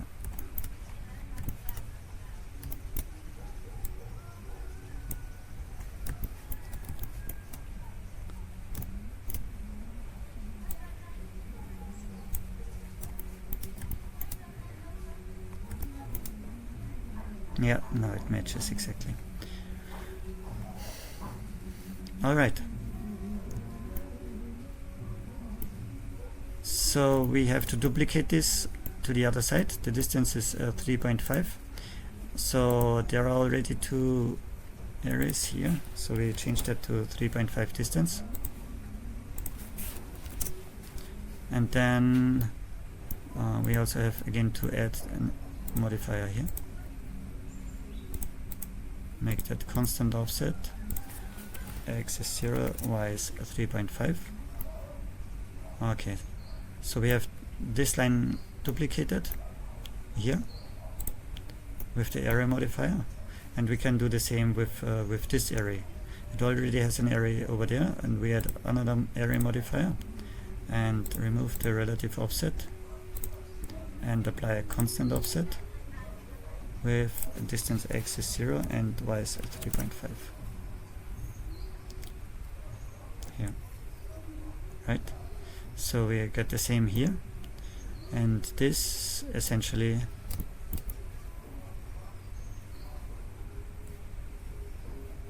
is our beam structure, is our support for our roof. Now what we need to do is we need to calculate what height do we need to put here, and also we need to remove the reduce the height of these pillars in between. But first figure out which height it is. So the distance is 1.5. The distance is 1.5.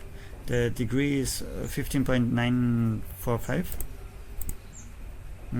Actually, we don't need the degrees. We can calculate by slope, meaning by a distance of 3.5 the height difference is 1, and by a difference of 1.5 the height difference is how much? It will be 1.5 upon 3.5 into 1, but into 1, well, it's not important. So the distance will be 0.428. So 0.43, let's use that. That will be the difference in height. We have to start from the original height, which is the higher pillar, which is 2.4. So from 2.4,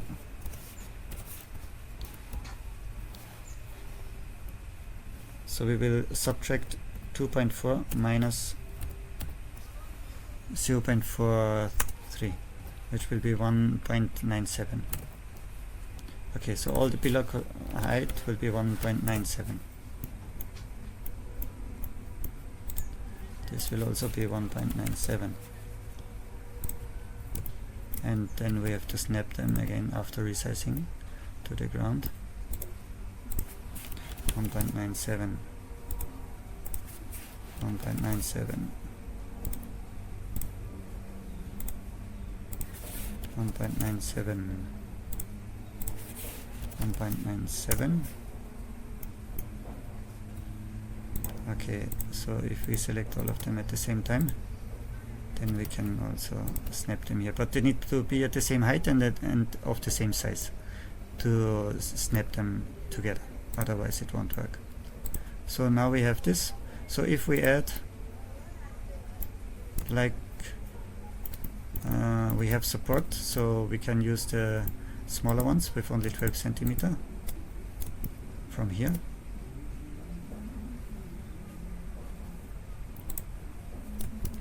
Yeah, they have arrays set, so we'll just remove them in a bit.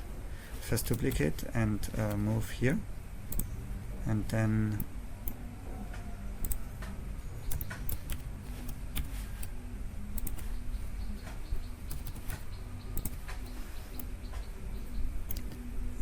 we still have to move down by 0.03 minus. Alright. So then we have to fix the arrays. We just remove the arrays. Okay, since we removed the arrays, they're actually main below us here. So we select this and we move it back up here along the y-axis, and this should do the trick. I noticed there's something off here. Oh, that's the lower beam. Yeah, we are fine, I think. Are we?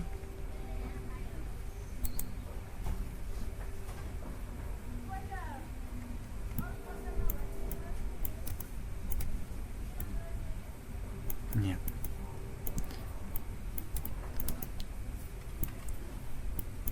The lowest beam is a little bit off the grid, which is fine, which works just fine. All right.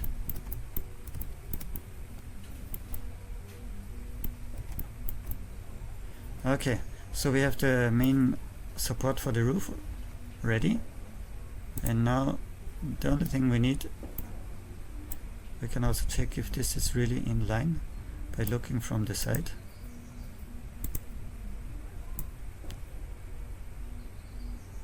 Yeah, this seems to be quite exactly online. In line.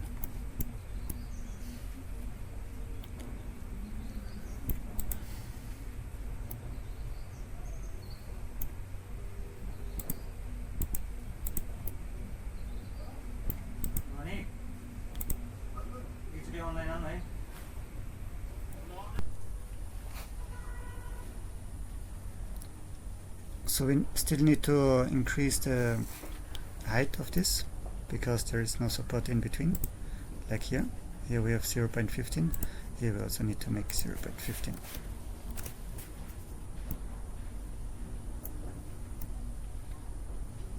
Actually, we could just delete those and copy those here.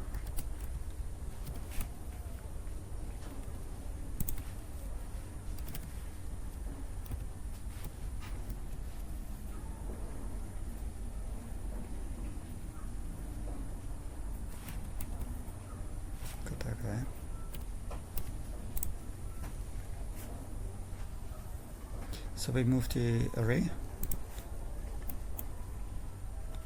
also from the other ones.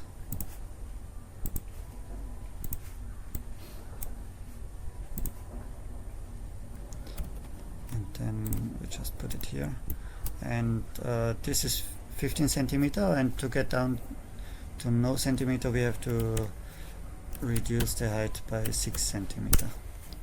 Right? Right.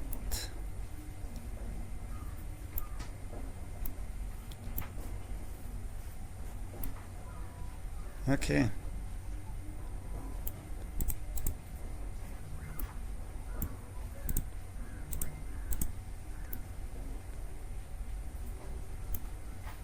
So our roof base is ready. Now we just have to put the rafters.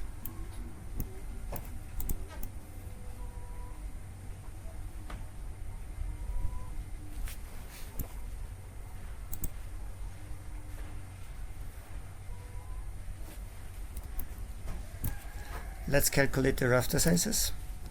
We have this degree angle of roof, and the distances are 1.75, 1.75, 1.5, right? So I mean, for 1.75 it would be enough to calculate once, but just this is 1.75, This is 1.75 and this is 1.5 in horizontal distance, right? So 1.75 and 1.75 and 1.5.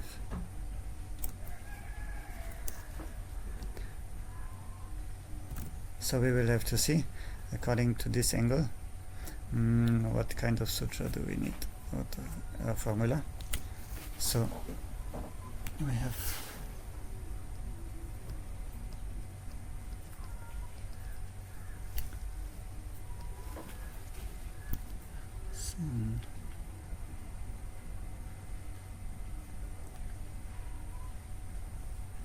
we can use cosine of angle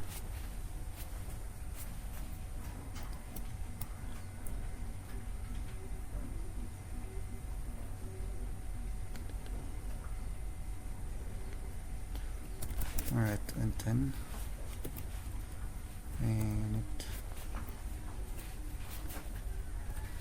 cosine, so we have to convert this to radians. This is by calculating multiplying into pi and upon 180, and then we also have to change this to divide upon cosine, right? So A18 is the 1.75 meter we have here, so the actual distance is 1.82. So it will be the same here, and then we will see what it will be there. Here we have to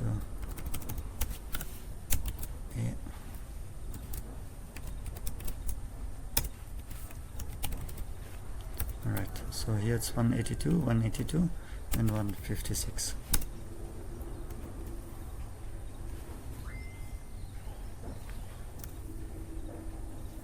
So now we simply do what? We have this last collection that we need to fill, and we simply add a mesh object, a cube, which appeared here at the cursor location, and we set the sizes in Y. Actually it's 1.82, right?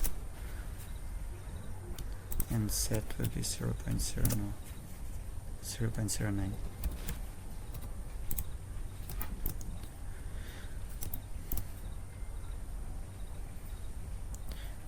So this is the first part of our rafter, and if we look at it, it's just a normal piece of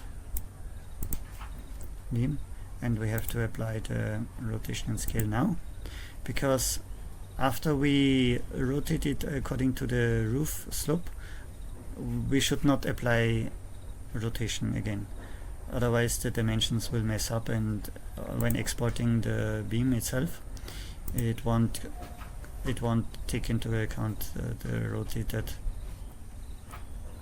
it won't know that it's rotated, the script, so it will put out the wrong dimensions. So we make the final size before we rotate it into the roof degrees. So now we rotate into 15.95.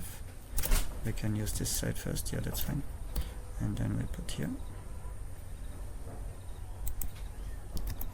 So what we do notice is that actually it needs to be extended right up here, and also we need to move it a little bit down just to fit exactly here in the center.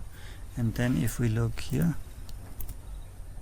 we can just extend it. If we go to edit mode by pressing tab,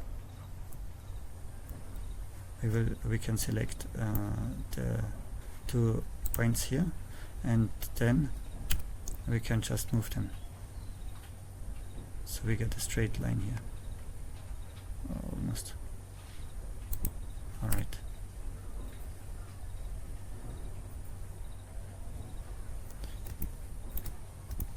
So the thing is, it will go here up to the half, and from here the next one will start.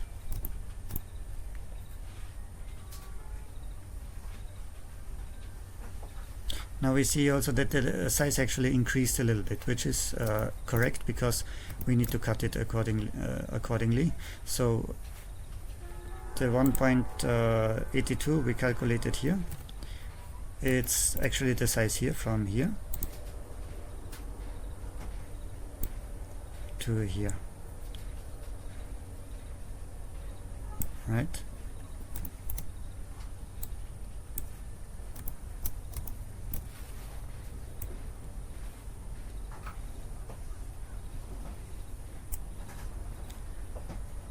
So this is 1.82, which we calculated here with formula. Note that on mobile phones often the functions, sine, cosine, tangents function, usually take degrees, but in spreadsheets they take radians, because that is the mathematical, well, the norm. So just keep in mind that you have to convert it properly. We also converted here from radians to degrees, and then later we converted from degrees to radians to again put it into the function. All right. So we put we have the first beam. We also name it beam. And then we need to make a second one down here and also on the other side. So this rafter will also be used on this side, and then there will be another piece of rafter here and another piece of rafter here. So we will be fine.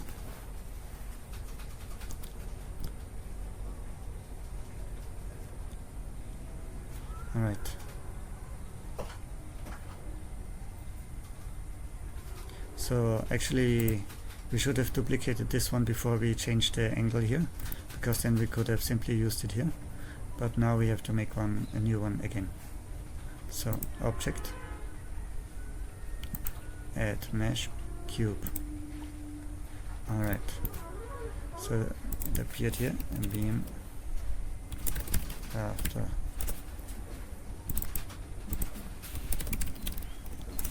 one. So just to have different names. But it must include beam, because our beam list exporter searches only for objects with the name beam. Alright. So go back to item. Then again we put the sizes.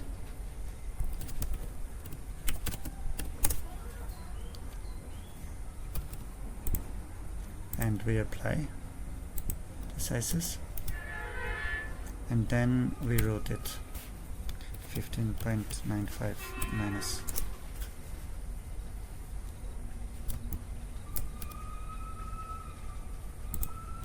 Alright, so we have that here.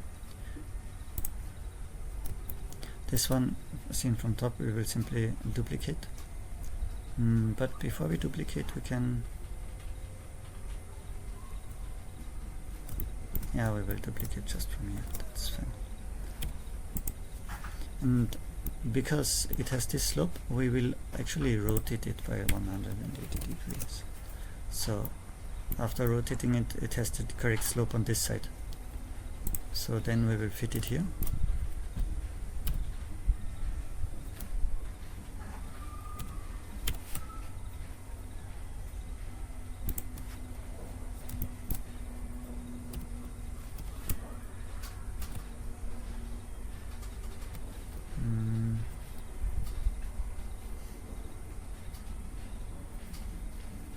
Doesn't want to snap just here. I don't know what would be the reason for that. Well, now it did. We also have to fix the height. Okay, so it's now exactly adjusted according to the other beam.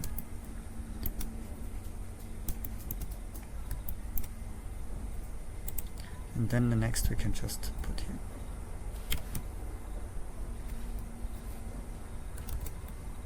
If we press Shift X, we can simply snap it here, and it won't change on the X-axis. It won't change here. So it will all neatly align. Alright.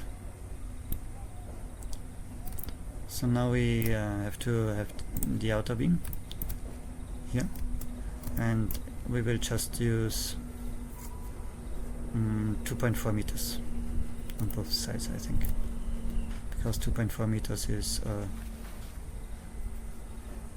it's still less than 8 feet, so whatever 8 feet raw material we get, we can use. Alright, so we simply can copy this one actually and change it to 2.4 in length. Again, grab Shift X and snap it here. Alright, now it's going up to here.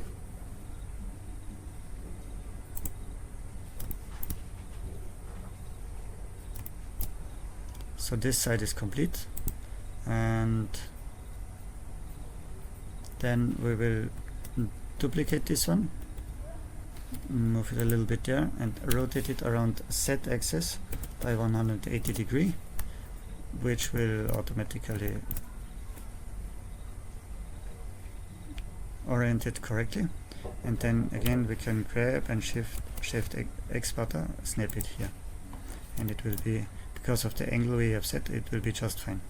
Later on the construction, during construction, we just cut this piece out of the rafter and it will just sit here. Yeah, that will be fine. One could argue that there is not enough distance here to cover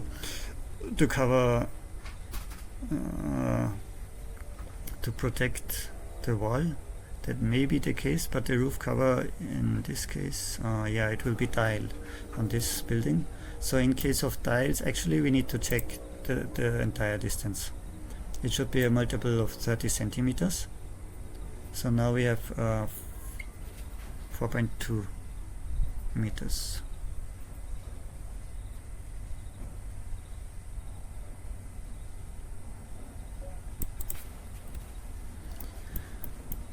Yeah, which we can also. We have 1.82 here and 2.4. So if we add these two together, we get 4.22. And if we divide this by 0.3, we get 14 lines of tile. It's almost correct, but let's see. I think we could just extend it by one line of tile. So if we have 15 lines of tiles, it will be 15 into 0.3, that will be 4.5. And to get 4.5 from 4.22, we have to add how much? 0.28. If we calculate the difference, we have to add 0.28 to this length. So we will add 0.28 and it will come up here. And again we have to grab and Ctrl X, snap it here. So now it will be just fine. Yeah. Then there is another thing. It will have a cover board here on the outside, which will be the size of 0.45. So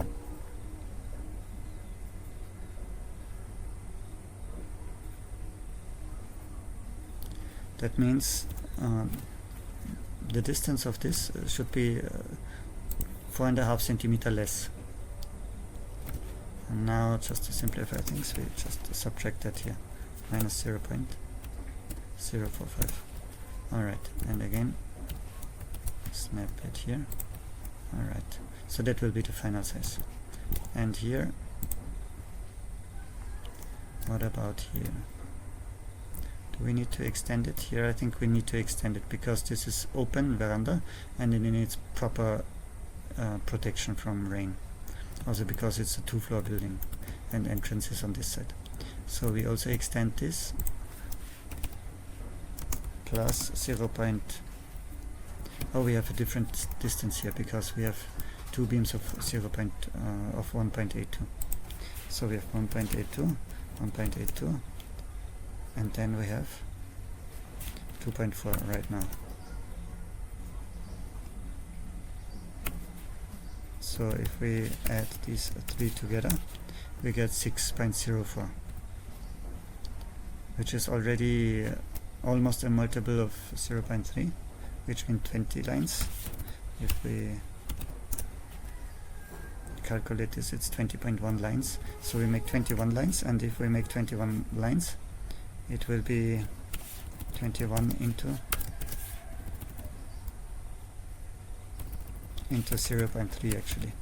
So it will be 6.3, and if we get the difference from 6.3 to 6.04, we have to add 0.26 to the length of this.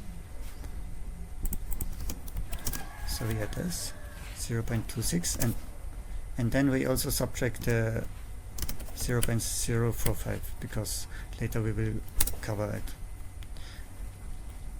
Alright, and then again we will snap it here. Control X. Yeah, okay. Yeah, that will be good.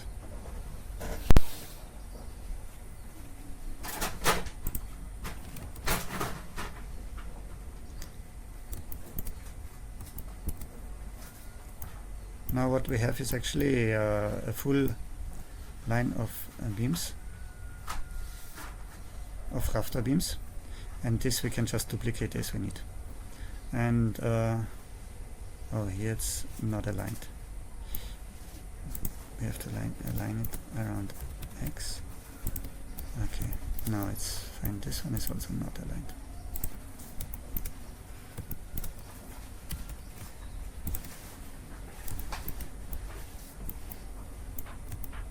So now this is okay, and we can duplicate that. Again, instead of duplicating, where possible, we should use arrays.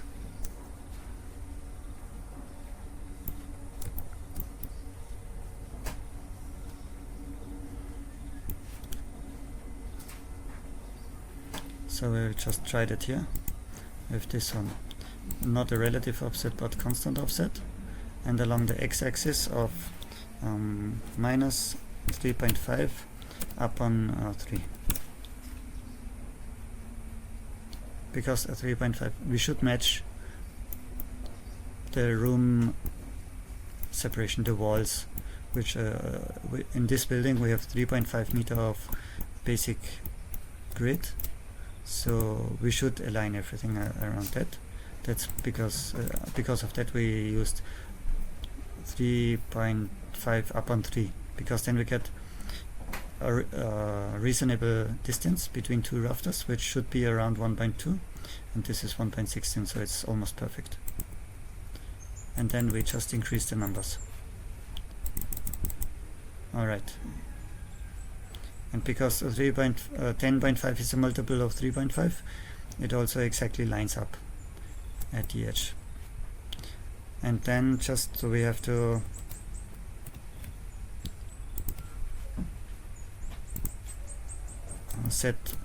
copy that, duplicate that to get one rafter at the outer border, and the same also on the other side.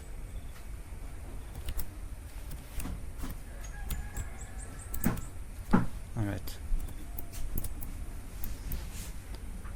So now the same procedure for all the other. First duplicate them to get to set the outer, and then we can set the arrays for each.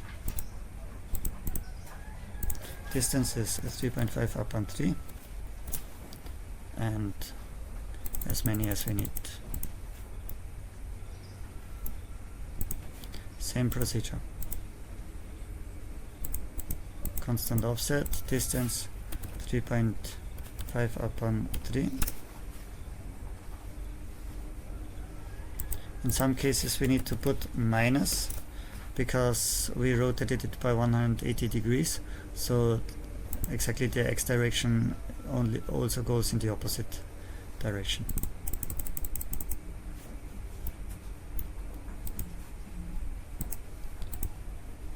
Same procedure for all rafter beams, 3.5 upon 3, and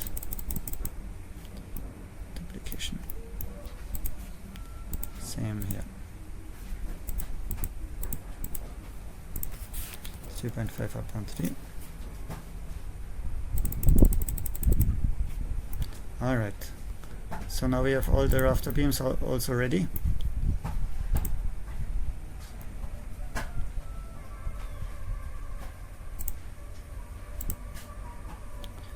And we have also arranged everything properly in the collections.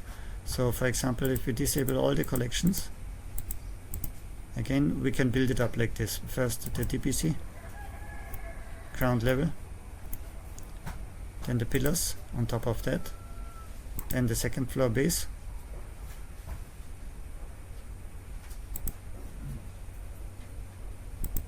second floor base is here, and then the second floor pillar, and then the roof base, and then the rafters.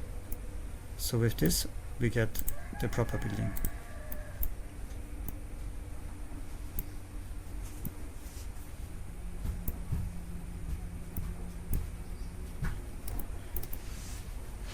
And then there is,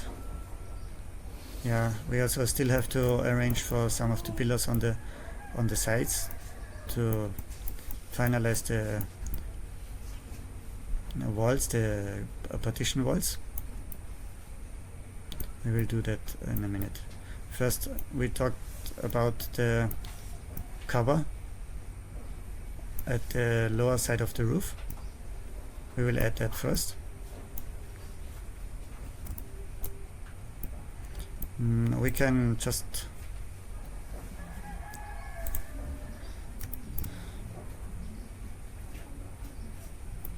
use one of the pillars and copy them,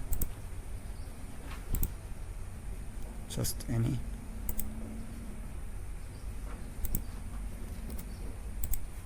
Then in this case I chose a rafter beam, so I reset the degrees to 0, and then actually we have to rotate it around z-axis by 90 degrees. Then just apply the transformations. Then we can set the actual size of 4.5 centimeter, which we talked about earlier. So we get a cover here. This will be here, and to match the degree, the angle, again we have to rotate by 15.95. Alright, so it just lined up here. Grab X,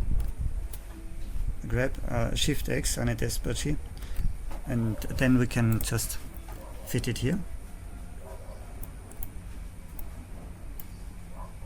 And then we only have to align it here. So the distance was 1.16. We use double size of that, which means a 3.5 upon 3 into 2.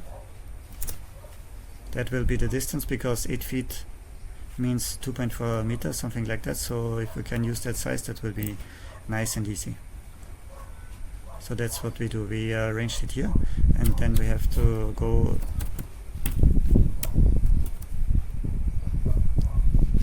.5 centimeter.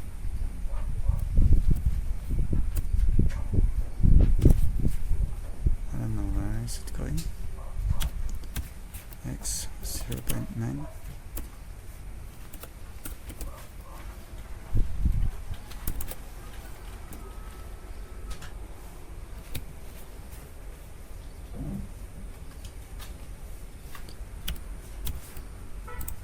First we have to align it here, and then again we have to, okay, now it worked. Just half the beam size, which is beam size is 9 centimeter, so we have to work accordingly. And then it looks like it goes as far as this, which is fine, I think. And then what we can do, We can also use the array function for this. First, for this also we need select it and apply scale, but not the transformation, not the rotation, because if you apply the rotation, the dimensions will get distorted. So now we can apply an array. Actually we just use relative offset, and we just increase the number, and it will be fine. So there is one thing that the last one,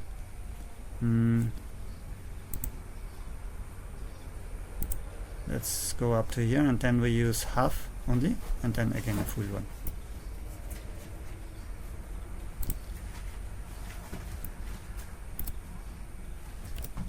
So we duplicate it here.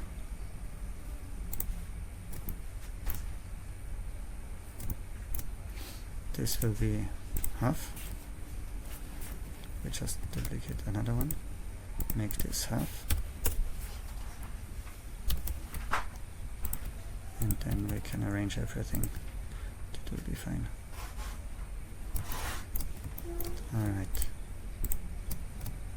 So if we select everything, then we can duplicate it and move it over here. And on this side, we have again to rotate it 15.95 in minus direction, and rotate it again 15.95 minus, and then we can just fit it here.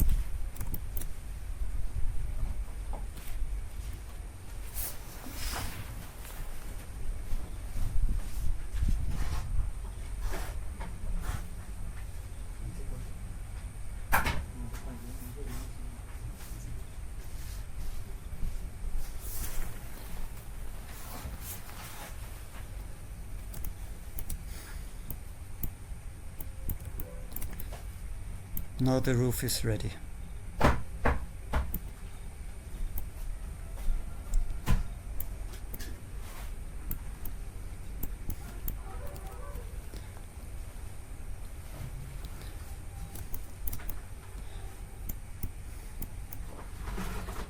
So what we still need to do is there are some details regarding the inner partitions, because also on the side the distance between two pillars is too high, so we have to add pillars in between. This will also increase the structural strength, and it will allow for all the partition walls to be made.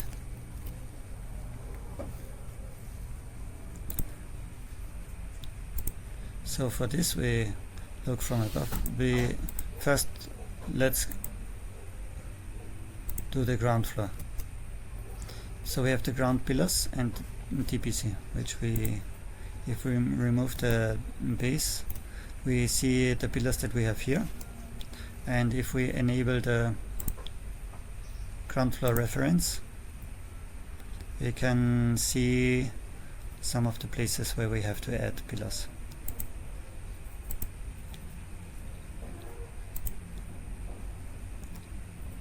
So for example, we can add pillar here, here and here, and also here for the door.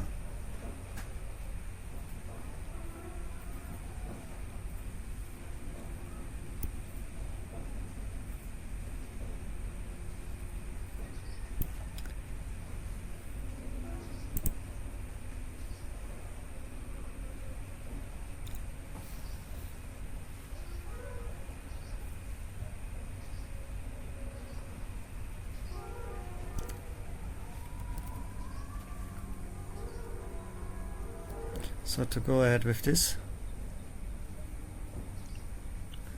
we can duplicate,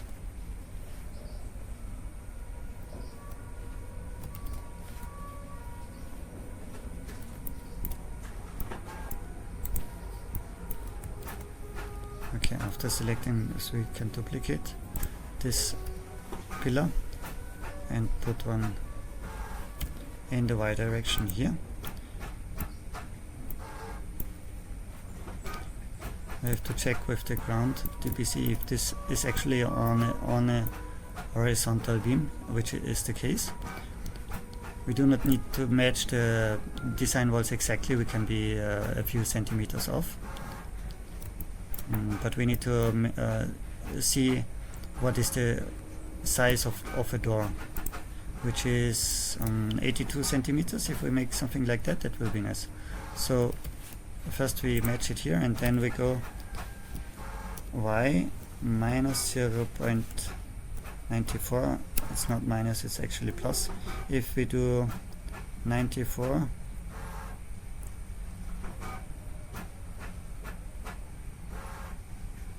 then it will give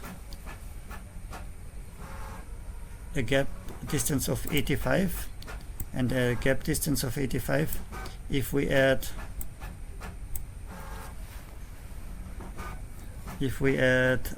planking of 1 inch, which is 2.5 centimeter, then we will just arrive at 82 centimeter of open free space. So by moving, and 82 centimeter is 32 inch, so that is the available size for ready-made doors in Nepal, single doors. So if we do according to that, it will be easy later to put all the doors.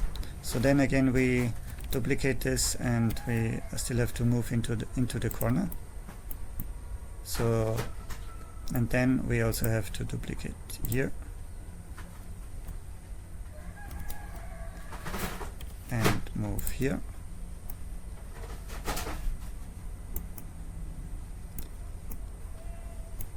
And also we have to move half of that.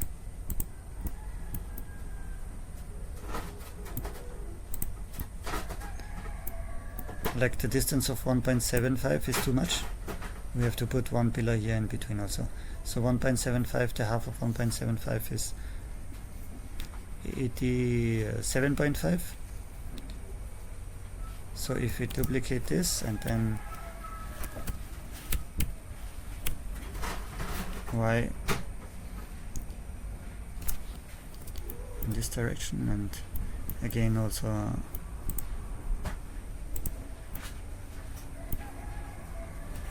in the other direction, y 0.875 minus. Okay, then we have this wall covered, and also this wall is covered. Here the door is also covered, and the remaining wall. So this is fine. What else do we have?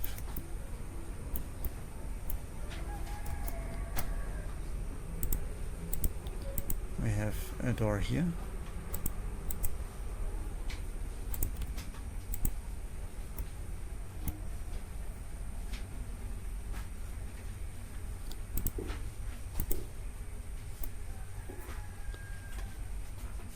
There is also one thing to mention, like if we make visible the second floor base, we see that the pillars we just added don't have enough height. So what we need to do, we need to add 9 centimeter to each of the pillars that we just made, which we will just do now, because then we can duplicate from there and it will also always match the size. So we add plus 0.9. It's not 0.9 but 0.09, so we have to remove that again, and plus 0.09. Alright, so now we have the correct size. We also have to move this one, resize this one, plus 0.09, this one also, plus 0.09.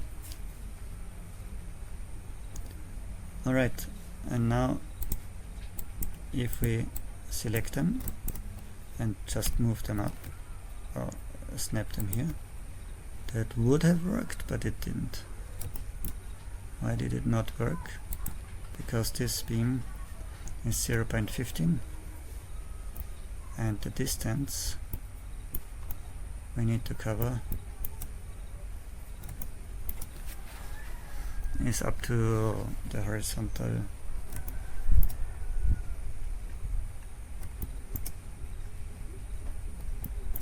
beam, So we need to check this. This is 1, 2, 3 centimeter. So we have to add 3 more centimeters.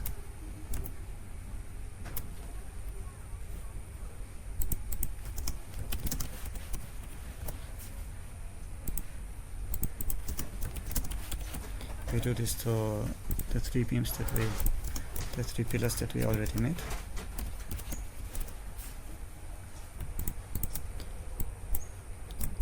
And then again we snap them here.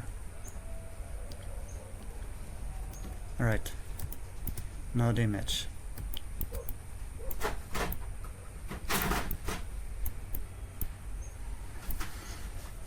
So where else do we need these pillars?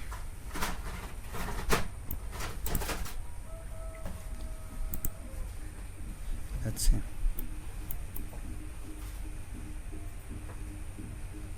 There is a window here, but it's not exactly clear where to put it, because there is also a door here and also a door here.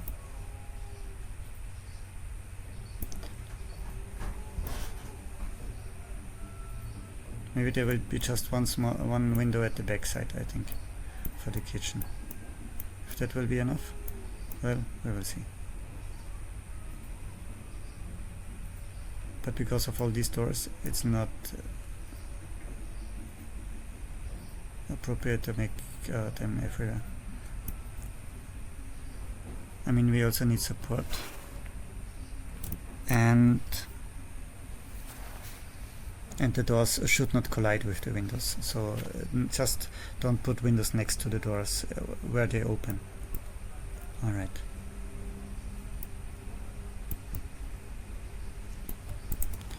So if we select these 2 pillars which are here, and then we duplicate them and move them here. So now we also have support here. And then we can just duplicate them and move them in Y 3.5 minus, which will be fine to have them here also for the support.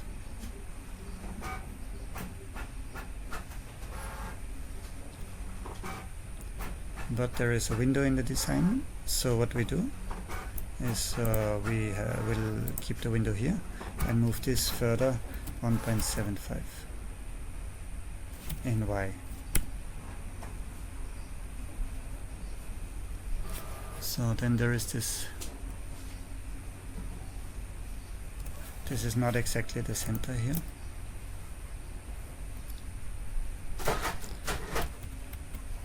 We will first snap it here and then move it 0.75,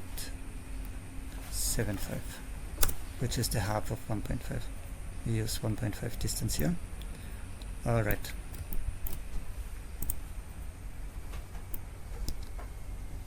So there will be a window here, so no beam, no pillar. This is the dining room, and there will also be a window here. So the dining room is complete.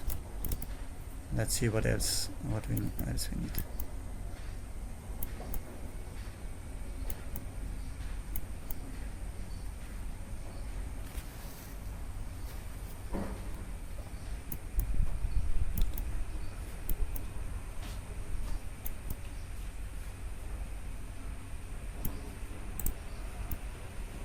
I think we should take care of the door here.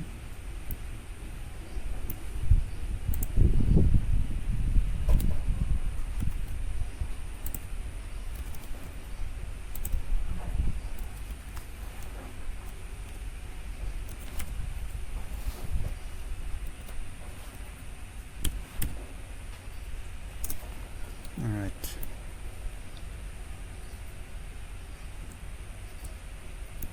So now this is covered.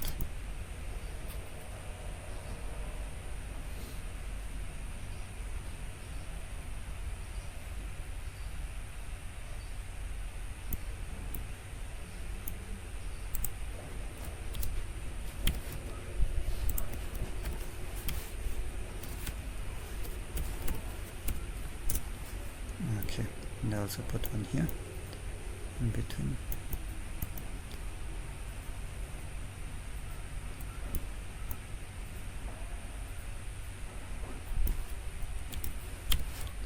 And another one here. So. Alright, so this is the dining room.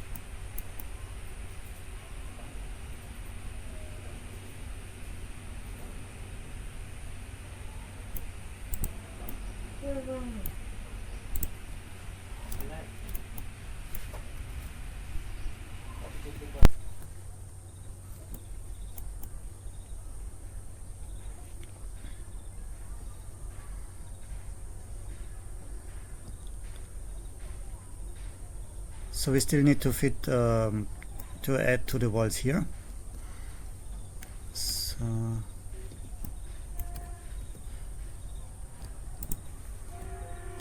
we'll just duplicate this one, put one here,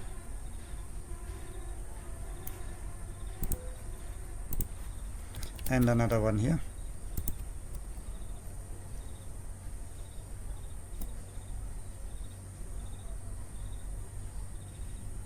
And if we select this one and this pillar,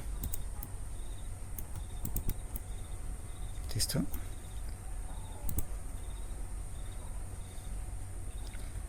then we can just duplicate them here and move them 1.75 into the Y direction.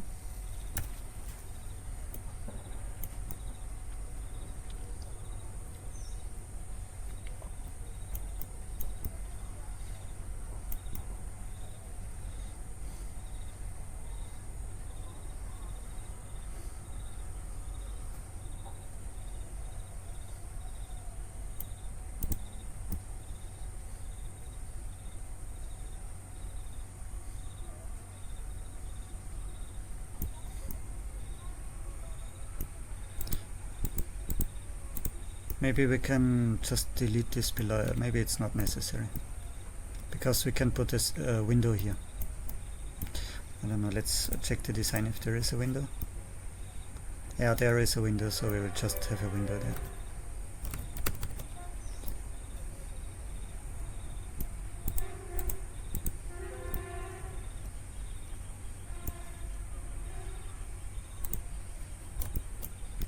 So this one we will duplicate and move 1.75 up here.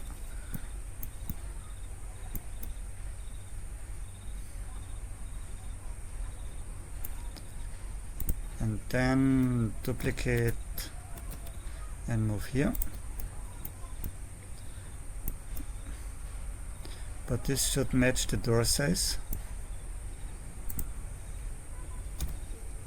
Let's first move here and then duplicate and move 0.94 minus. Alright, so this will be good for the door size.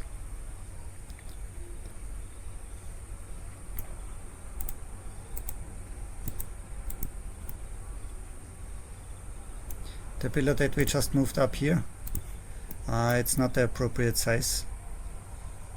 Here we need a different size. Like I deleted it, and now we just go with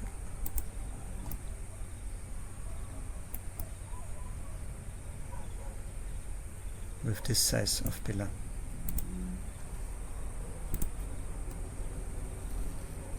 Which is on this corner, so we move it, we duplicate it and move it to this corner. So that will be fine, and then there will be one in between here. All right.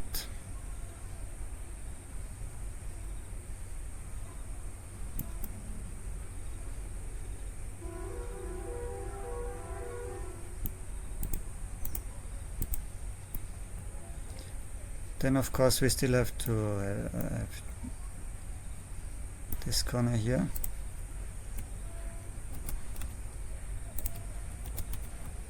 All right. So I made two pillars here. And now we got it all covered.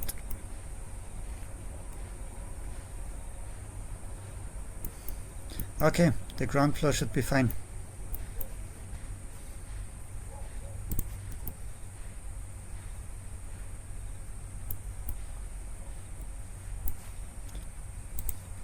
Let's check from here by removing the second floor base and DPC.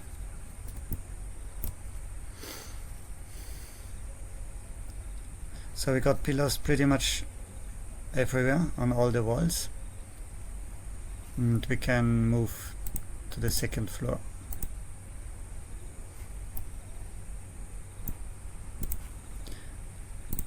So for this we change the reference now to top floor reference.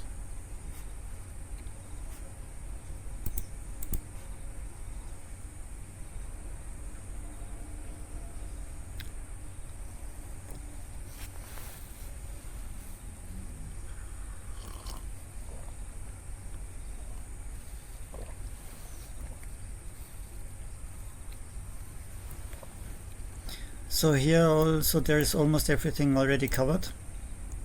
What we can do is basically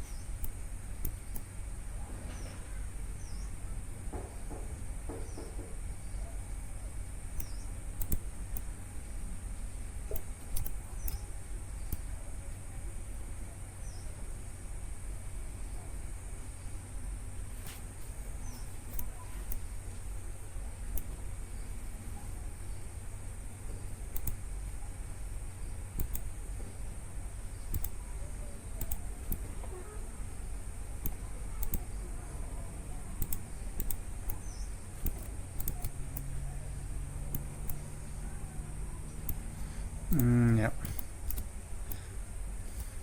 So there are already pillars there, but I think we need to adjust them a little bit to fit the door sizes. For example, this one, not delete. We have to move that here and on X and snap, and then move again on X 0.94, so that will match the draw size.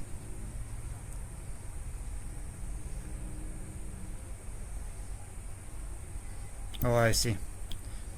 That was not a good idea, because it also needs to be on the size of this, so that works out.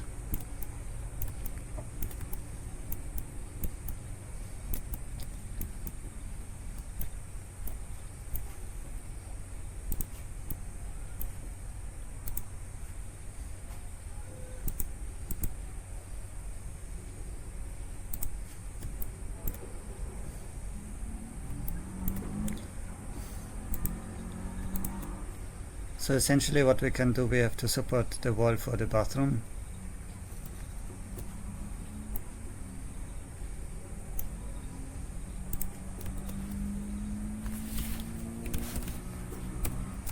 So the distance is 1.75, and we duplicated the pillars here and moved them here. So yeah, everything seems fine.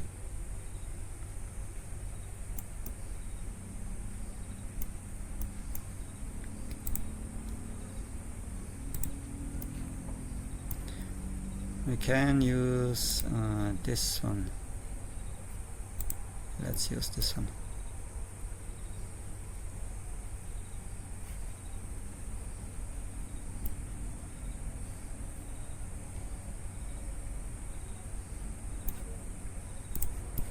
duplicate it, move it here, and then move it up 0.94.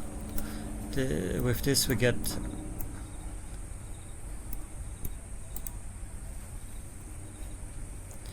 the door here. I'll just move up the reference a little bit.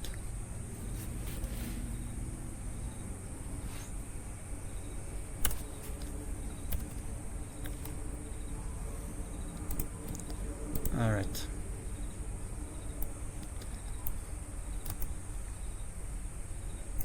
Now we can see better if it fits everything.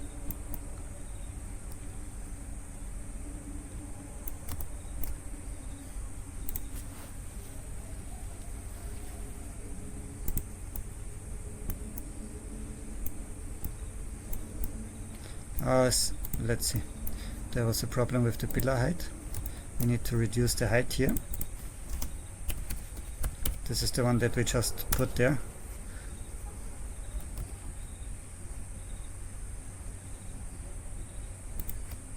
So I removed 9 centimeter. Now it fits exactly. And we also move one here.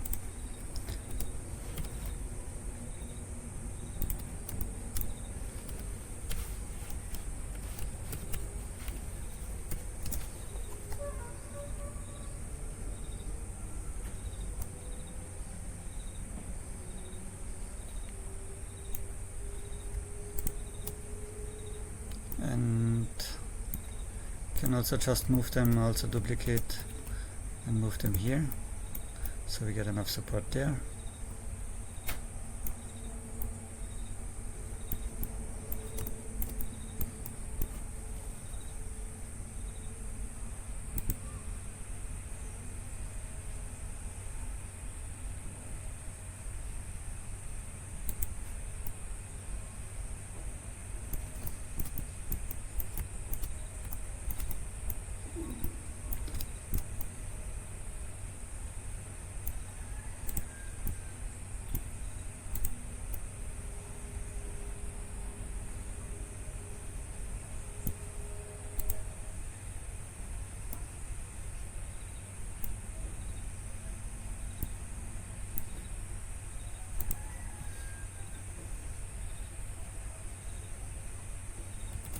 So we move this after duplicating here, and then we can also duplicate it again and 1.75. So and then we move both of them. We can move here, but here we need another pillar size height. So better to duplicate this one for this wall.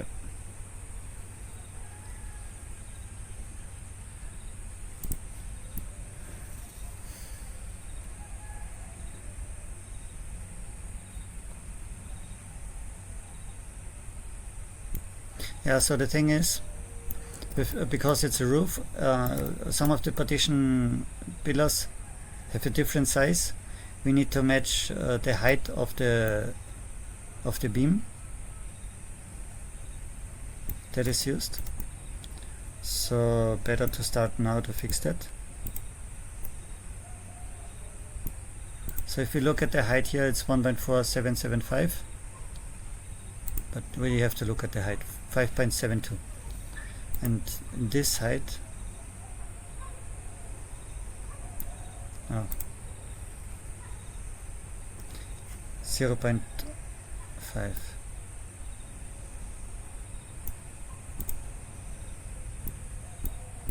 So let's see, if we increase this height by 0.5, is it enough? Sometimes we just have to try.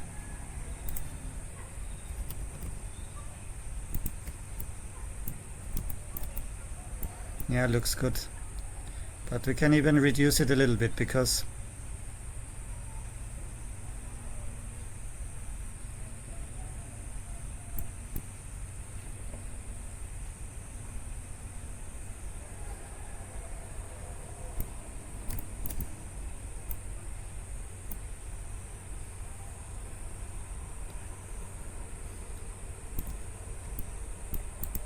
we just reduce this thickness. That is also possible.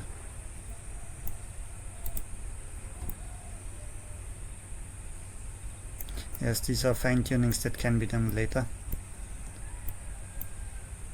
So for this also we have to add 0.5.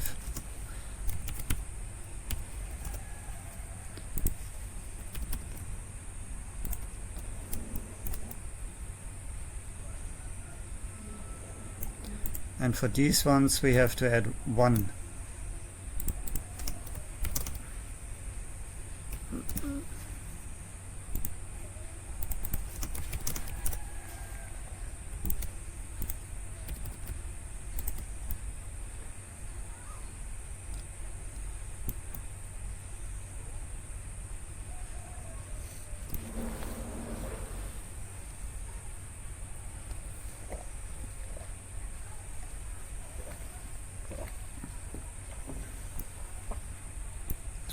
Here we also have to add 1 meter.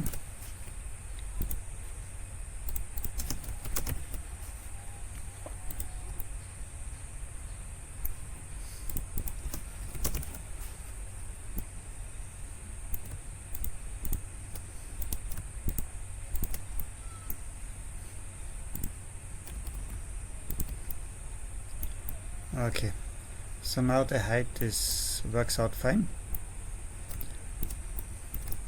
But we still have to add some pillars in between at some places. So here the bathroom is already all right, and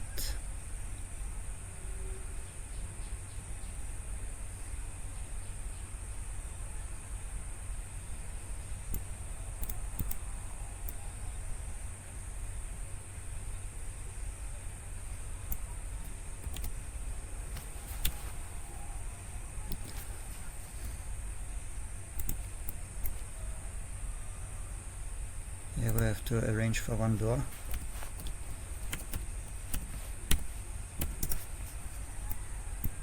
So this should be fine.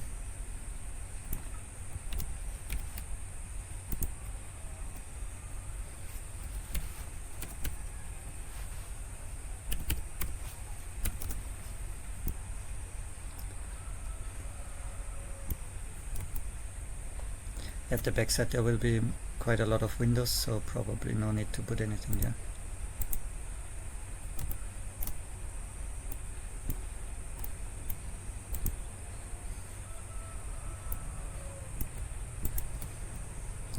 So we can copy these and put them here. There is also a door here, so everything works fine just by copying.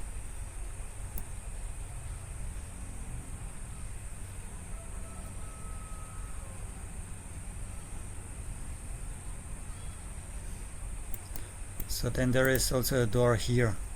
So what we can do is we duplicate this one and we move it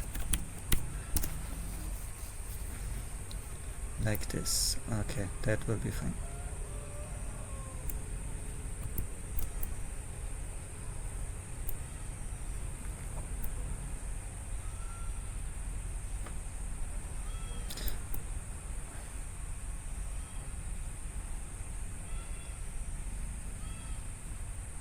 Actually there is a wall, so we need to cover that. Let's see.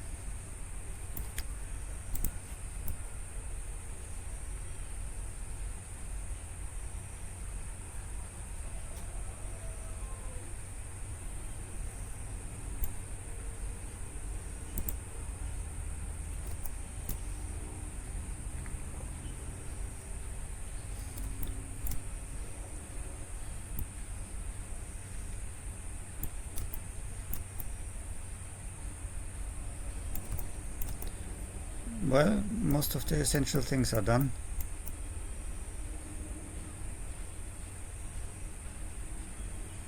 Oh, I see. There is one problem here. like the room size, there is one pillar that appeared here in the middle of the room.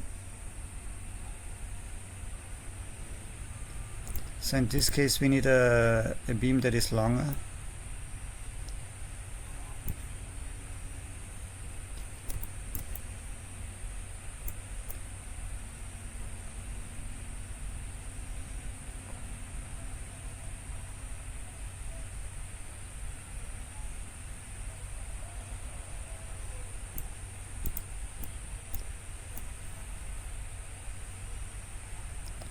We could manage by putting a big pillar here, a beam here.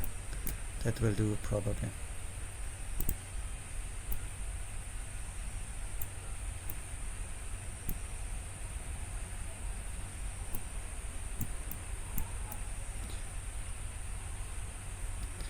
So how to fix this?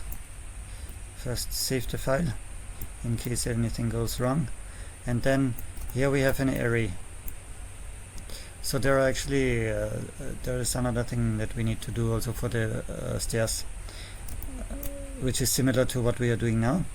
We need to separate the array and make this one single beam heavier.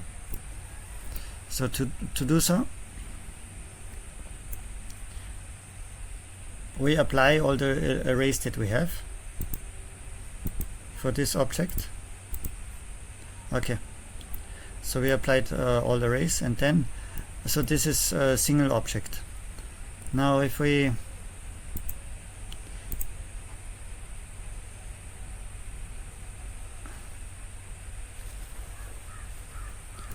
go into edit mode and go to mesh, separate by loose parts, then we get different objects for each of them. And then what we also need to do, we should have done before removing the selection, like I will select the objects again that we had before, and then for all these objects after separation we need to do set origin to center of mass or volume, which is the same almost, so so that we have the center point here. Alright, otherwise it will be difficult later to move it or snap it anywhere. Alright, so now we can make this one bigger.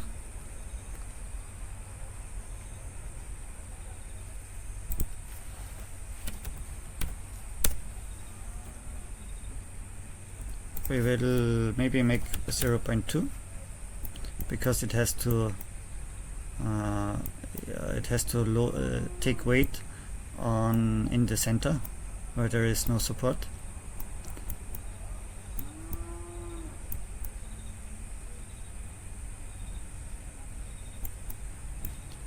We have to adjust the height.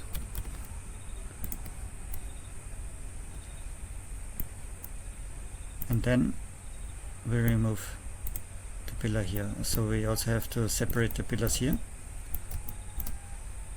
which we will also just do the same way. Go to edit mode. Now, before going to edit mode, we have to apply all the arrays. So go to modifiers while selected, apply and apply. So both are applied. Then we go to edit mode, everything is selected. If not, press A, and then go to mesh, separate by loose parts, and then go out of edit mode by pressing tab, and then all these are still selected, and we go to object, set origin to center of mass for all of them, and then all of them get the points there. Otherwise it will be the point of the original object which used the array operator. So now what we can do is we can delete this one. Alright, so now this is gone and we have a clean room. This is one possibility. The other possibility is to have a long beam at the top.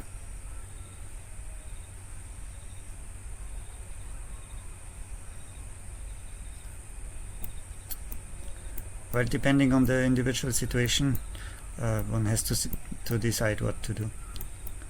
So now what else there is to do is we have to do the same thing also for the floor, because here 2 of them actually should be removed. So we have to do the same here.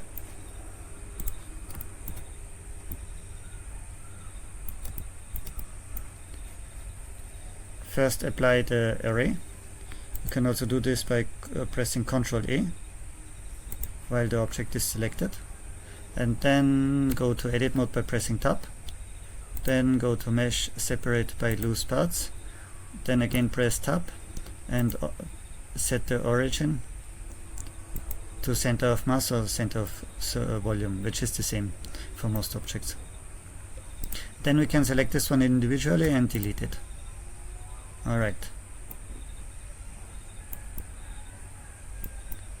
So at the base we already took care of having this clear, and now what we need to do, the second one is also here, we also need to delete. So in this case we also need to select this object, press Ctrl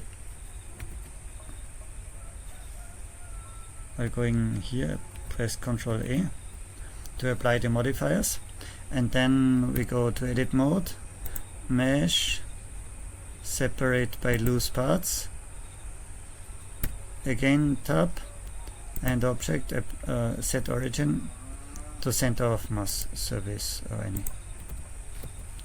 Okay, and then we have all these individual beams, and now we can select this one and delete it. Alright, so we just cleared the stairs.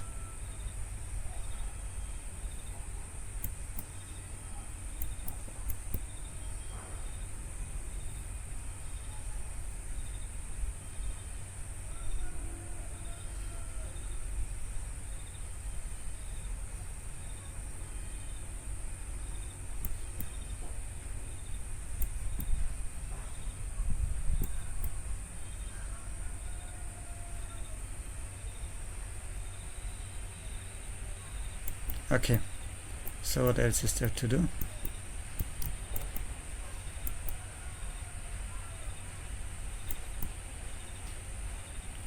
It looks pretty complete. There should be a few pillars added here and there maybe, but that is detail work. The main structure is done. Detail work also needs to be done before we deliver this.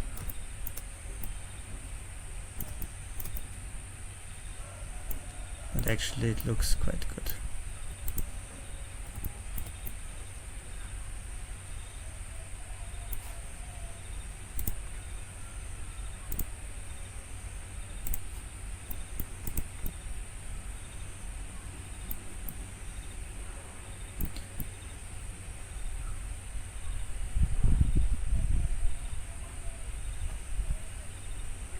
Alright, that's it for now. I hope you enjoyed it. You should review everything that we did here several times and try to actually do it yourself.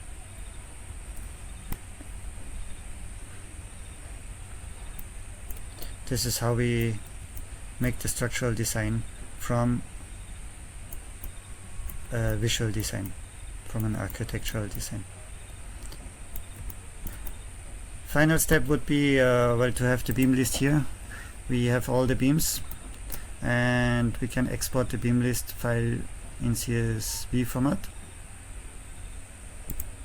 Sorting is a good idea, and there will be 2 files exported. One will be the file with the final sizes, and the raw file will be a file that can be sent to a sawmill to prepare the material in the correct size, including some thickness with added thickness and length to account for how do you say, planning, for surface planning. Alright, so if you click here, then all the files will be generated, and if we go here, the files will be generated here, and if we open, for example, the beam list, Then we get a list for each beam, including a serial number with width, breadth and length, all in centimeter, and the volume per piece, and also the quantity, so we can also easily calculate the final size, the delivery size for the site. And then there is this other list, beam list raw. This will have also a list which is much smaller, because it combines all the sizes. Like for each individual size it only makes one line, and then it gives how many pieces it needs for that. And this list can be sent to the mill to get all the beams ready. Alright.